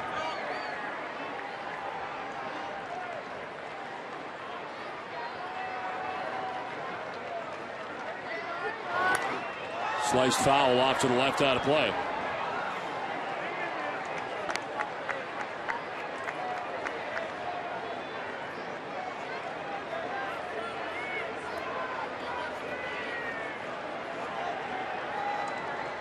Red Sox taking the first 2 games of this 3-game series to begin the homestand. The Minnesota Twins will be here tomorrow night to begin a 4-game series. Twins may already be in town. They play this afternoon. On the outside corner for strike 3. Second time tonight, Saltalamacchia has struck out. Out number 1 of the 8th inning. Now Benoit doing a good job, placing his pitches, his changeup, his fastball goes to the outside corner. A little bit of a gift there for Benoit, but he'll take it. 1 out in the 8th, and that'll take us to Will Middlebrooks. Middlebrooks with a single his last time up to drive in a run.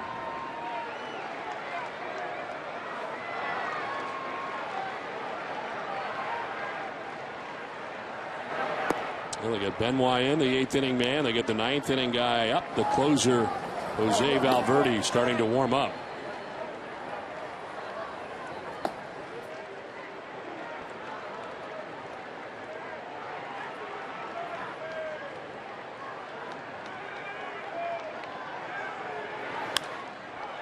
In the air to shallow right. Fielder going out. So is Santiago. And it's Fielder over the shoulder with a catch and foul ground. As Prince Fielder makes the grab for the 2nd out of the inning. Yeah, Fielder. I thought it was going to be Santiago calling off Fielder to make that catch. But Fielder with his back to home plate in foul territory making the catch. Nice play by the first baseman. Never took his eye off the ball, even though his back was to home plate. Well, next half inning will get you caught up on the road ahead. We mentioned the Twins likely in town already. They'll begin a 4-game series tomorrow night. Ryan Kalish batting with 2 outs in the inning here in the 8th. Strike 1.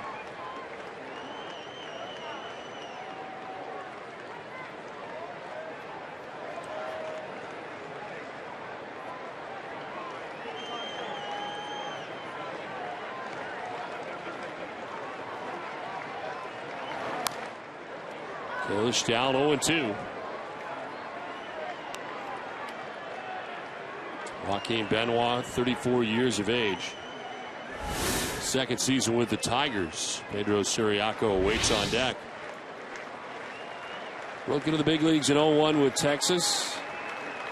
Then to Tampa Bay for a season and last year's first year in Detroit. Ball 1, 1-2.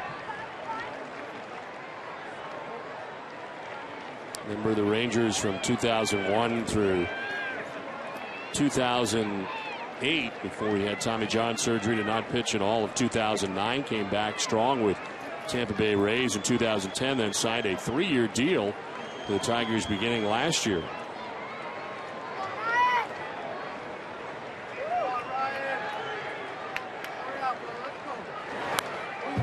Foul back, still 1-2.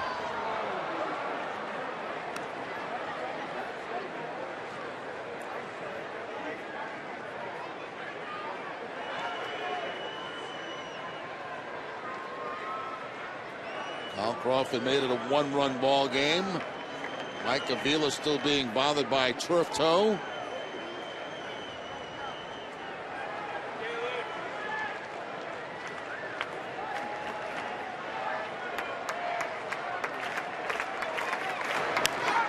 Grounded back to Benoit. He will flip underhanded quite a ways, but gets it there to first base to end the inning. Sox go in order in the 8th. We head to the 9th, 7-5 Tigers.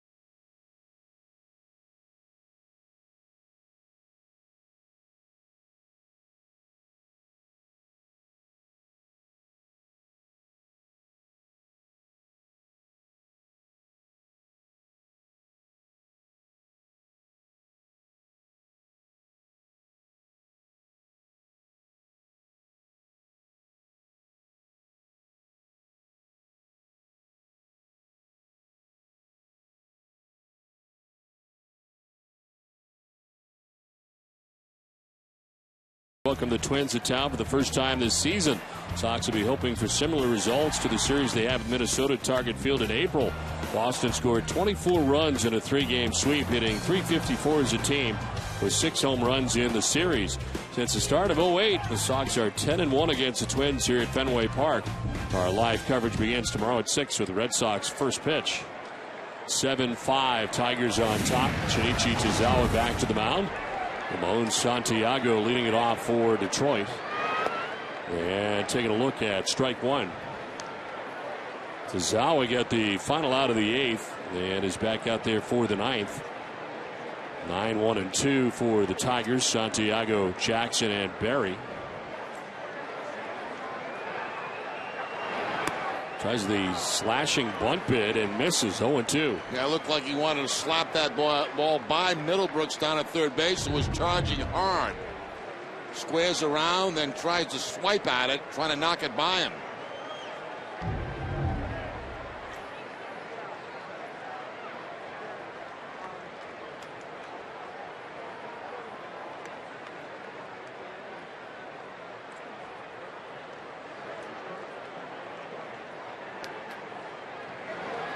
Swing and a miss, and Tazawa was able to strike out Santiago to open up the 9th inning.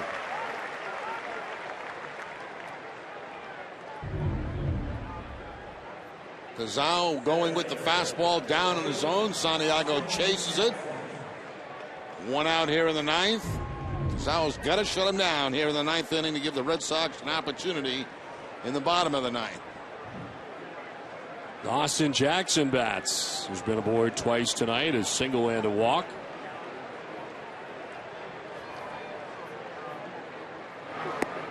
The Red Sox have Siriaco, Ellsbury, and Crawford expected in the bottom of the 9th inning. Anybody gets on, Dustin Pedroia will have a chance.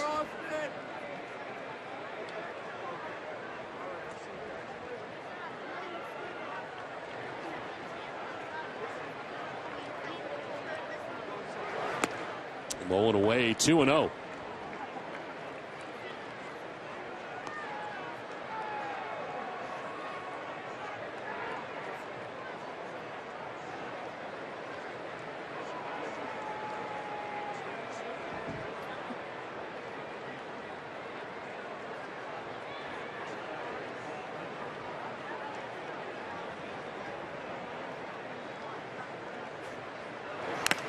This one fouled off Saltalamacchia. Rattle the cage a little bit. Quite a bit.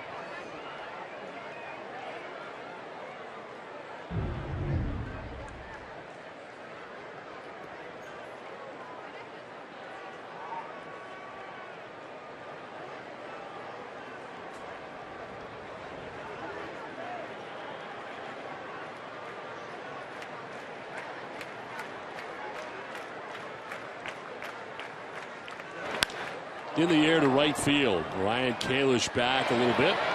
There to make the catch, 2 down. So Tazawa has retired. Everybody he has faced since coming in has 2 outs in the 9th inning, and Quentin Berry is coming up.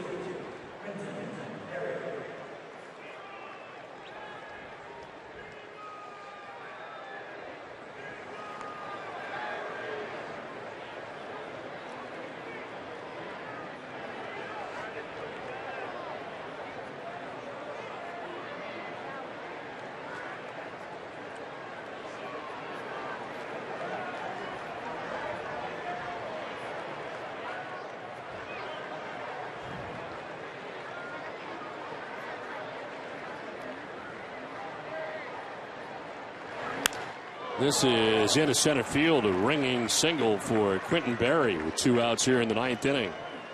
Berry aboard with his first hit of the night. Yeah, second time he's been on base, once with a walk back in the 4th inning, but got picked off. And now the base hit here in the 9th. Now everybody in the Tigers starting 9 has at least 1 hit. He was the last to get it. Miguel Cabrera's got a hit. It was a big one, a 2-run home run back in the 5th inning. Also had a single in the 1st, a 2-for-4 night.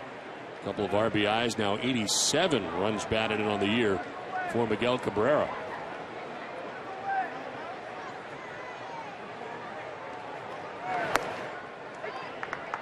Strike 1.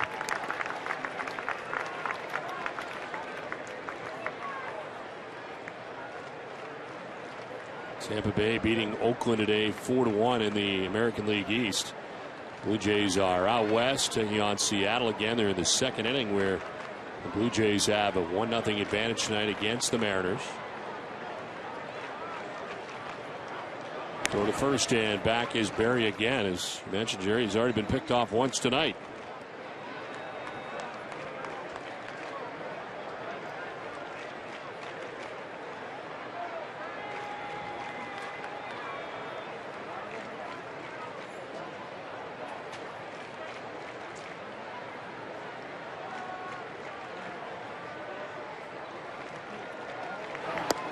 Outside, and it's 1-1.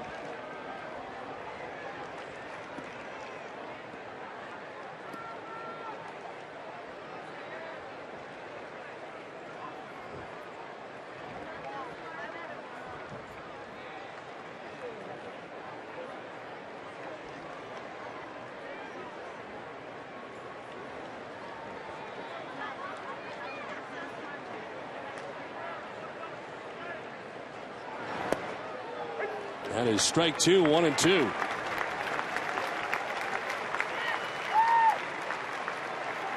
Tazawa struck out Santiago, got Jackson a fly to right, Berry with a single. And Bobby Valentine hoping the Red Sox will keep it right where it is right here, a 2-run deficit. Give him a chance in the bottom of the ninth.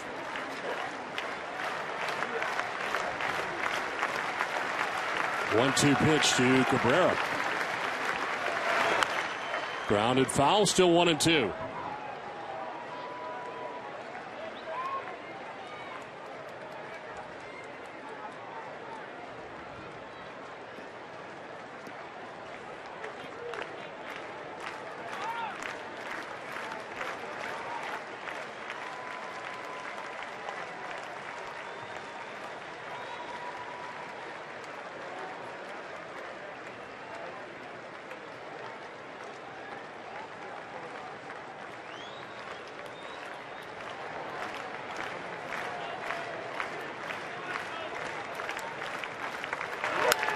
Cabrera will send it down the right field line, foul.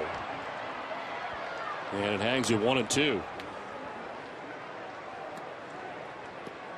The home run that he got in the 5th inning, his 26th home run of the year. And making Tazawa work here in the 9th inning as the Tigers try to obtain some insurance. And Cabrera now, and if the inning continues, Prince Fielder would be next.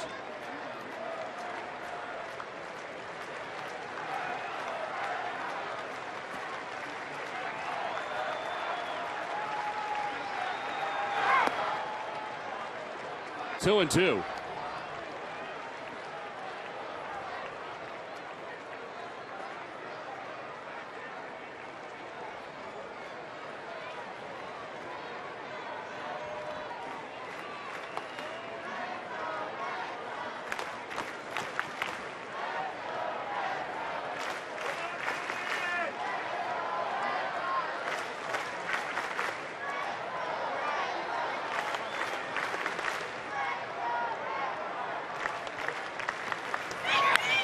Rip just foul outside the bag at third. Cabrera's had some healthy hacks here in this at bat, but a lot of foul balls. Still 2-2. Tough matchup for anybody who's pitching against this guy. I mean, he can pull the ball, use center field, go to right field. Not too many holes in that swing, if any. The 8th pitch of the at bat coming up.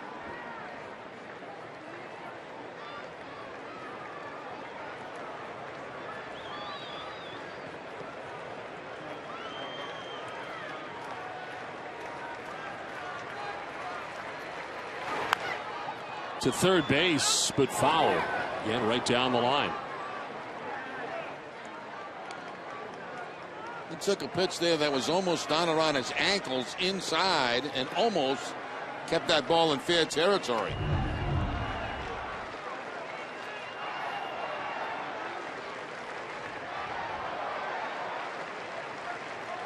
Making his own call on foul ball.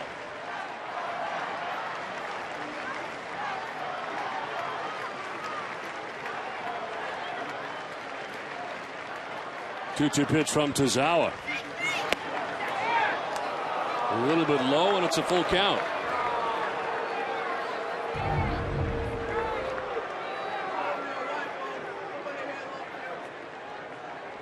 Long at bat. The 9th pitch of the at bat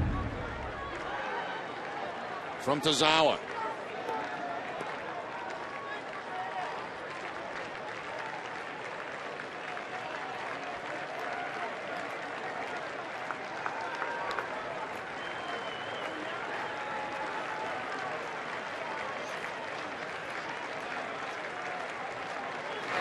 Swinging a foul tip held on to by Saltalamacchia. The Red Sox trail by 2 as Jose Valverde will be coming in for the Tigers.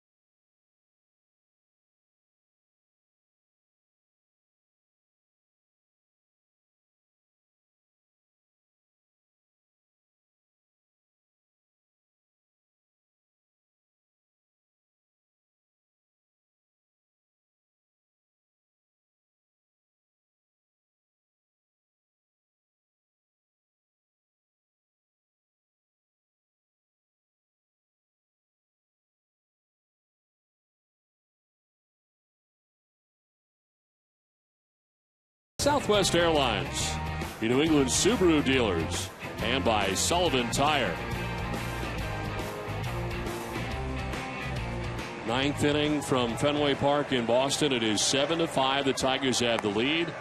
Valverde into the game for Detroit, and it is always quite an entrance, Jerry, anytime he comes into the game, as we saw in Detroit and many times before. That's not it. There's more. There's more. And he actually stops again, I think, as he gets to the infield. So I happen to notice he goes into another series of stuff once he hits the dirt of the infield. I saw it correctly. Valverde into his 45th game of the year, 3-2, 3.80 earned run average, 20 out of 24 in save opportunities, 31 strikeouts. Does have 20 walks when it's sitting at 218 against Valverde. Joaquin Benoit had a 1-2-3/8 with a strikeout. Pedro Siriaco leading it off for Boston in the ninth.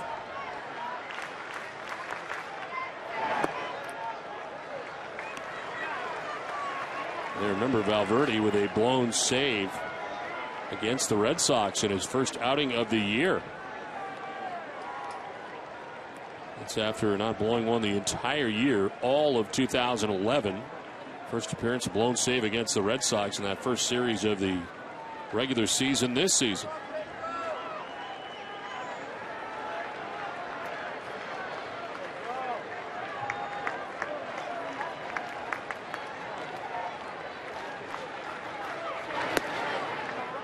That's a strike, and it's 1-1.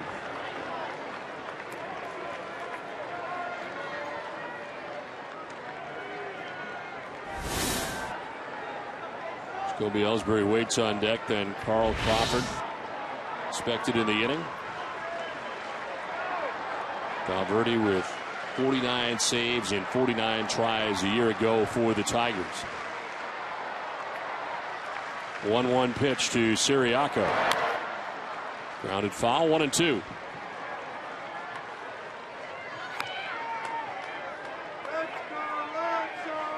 Since the start of 2010, Valverde is #1 among American League pitchers with 95 saves since the start of 2010.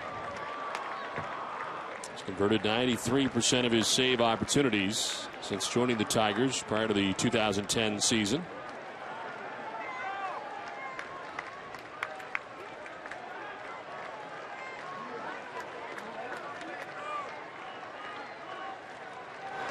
Siriaco fights it off foul. 94 on the fastball, and it hangs at 1-2.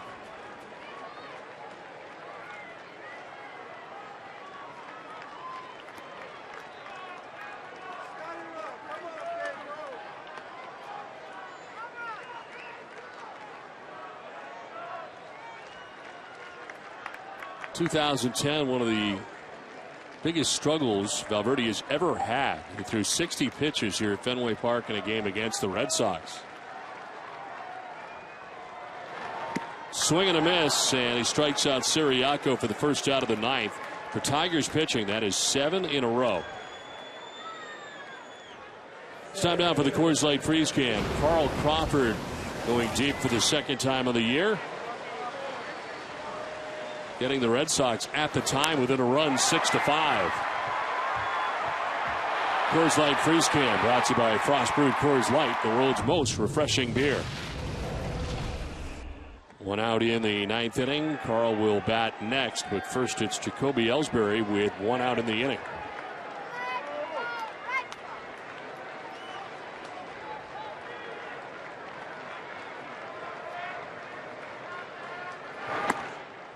When the Red Sox are able to get to Valverde and snap the streak of 51 consecutive saves converted dating back to the 2010 season. And it was on April the 5th and the Red Sox got to Jose Valverde. Game the Tigers eventually won. Justin Verlander had gone the first 8 strong and was in line for the win. Well, one pitch misses inside, 1-1.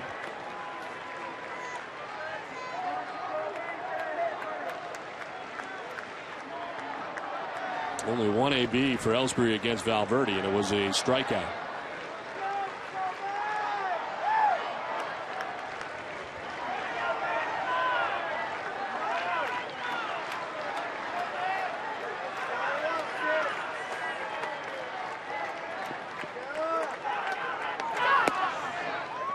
That's a strike, and it's 1-2 over the inside corner. Valverde's fastball averaging about 94 miles an hour. Struck out Siriaco on a split-fingered fastball.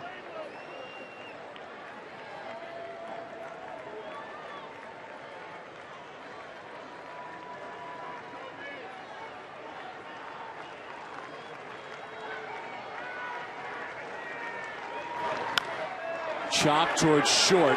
Peralta's got to hurry with Ellsbury running, and it's in time.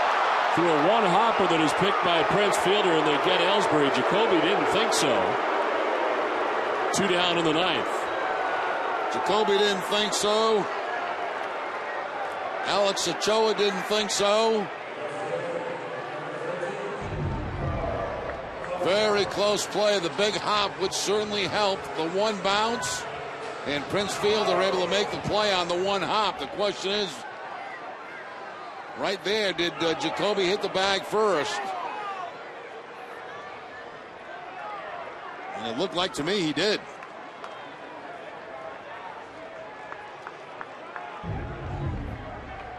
Two down in the ninth for Carl Crawford. And he'll take ball one inside. Red Sox with a 4-game winning streak coming into tonight's action, trailing by 2 runs as they bat with 2 outs in the ninth inning. Crawford with a solo home run in the 7th inning, a 1-for-4 night.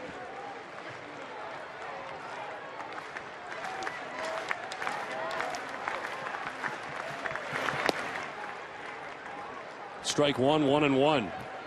Well, don't forget, coming up immediately after the game, to stay with us for WB Mason Red Sox Extra Innings Live. So all the post-game coverage you'll need right here on NESN. Dustin Pedroia waiting on deck, hoping to get a chance here with 2 outs in the ninth.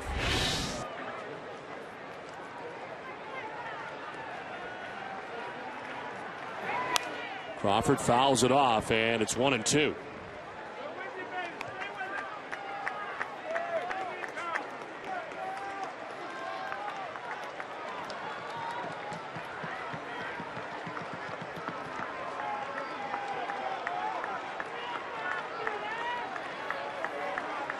1 ball, 2 strikes, 2 down in the ninth. Tigers pitching has retired 8 Red Sox in a row. The 1-2 from Valverde is fouled back by Crawford. He stays alive. That was a split at that time from Valverde that Crawford just fouls back.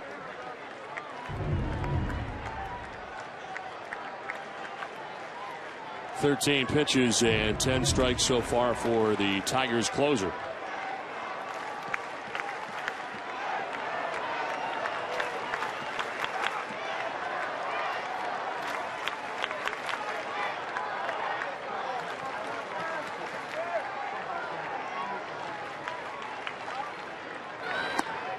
It's away, and it's 2-2.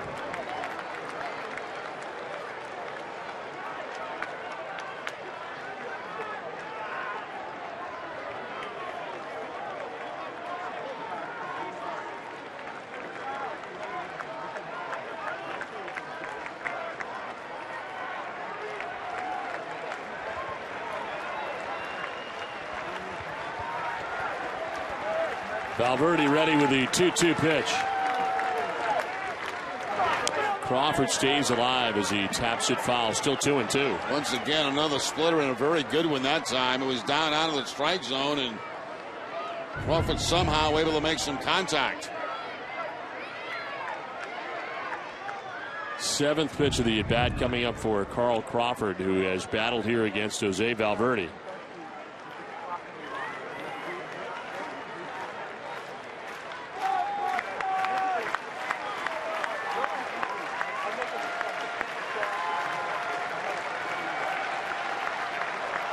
Again, the 2-2 pitch. Crawford fouls off another, and the at-bat continues.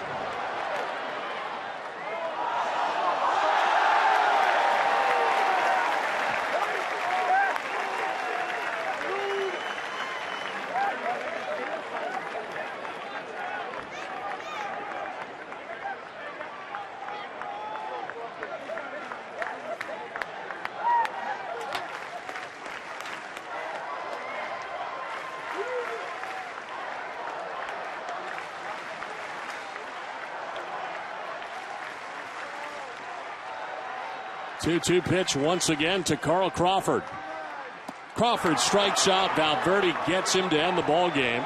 And the Detroit Tigers take the final game of this 3-game series between the Red Sox and the Tigers. And Jerry, tonight the bats of the Tigers coming out as Miguel Cabrera with a 2-run home run, and Prince Fielder with a home run. Delman Young with a home run as they get to Aaron Cook in the Red Sox pen. Well, that was the key tonight. I mean, the home run ball by the Tigers made the lead insurmountable for the Red Sox. And, you know, when you make mistakes to guys like Prince Fielder and Cabrera, you're going to have trouble. And that's exactly what happened tonight. The Red Sox did battle back in this game. 10 hits, 5 runs, but not enough as the Tigers take the final game of the series. So the final score is 7-5. The Tigers beat the Red Sox. For Jerry Remy and Jenny Dell, I'm Don Orsillo saying goodnight from Fenway Park. Join us again tomorrow night as the Red Sox open a 4-game series with the Twins. Pitching matchup will be Lester against Deduno for the Minnesota Twins. Live coverage begins at 6. This has been a presentation of NESN, New England's most watched sports network. It's time now for WB Mason's Extra Innings Live. Here's Tom Caron.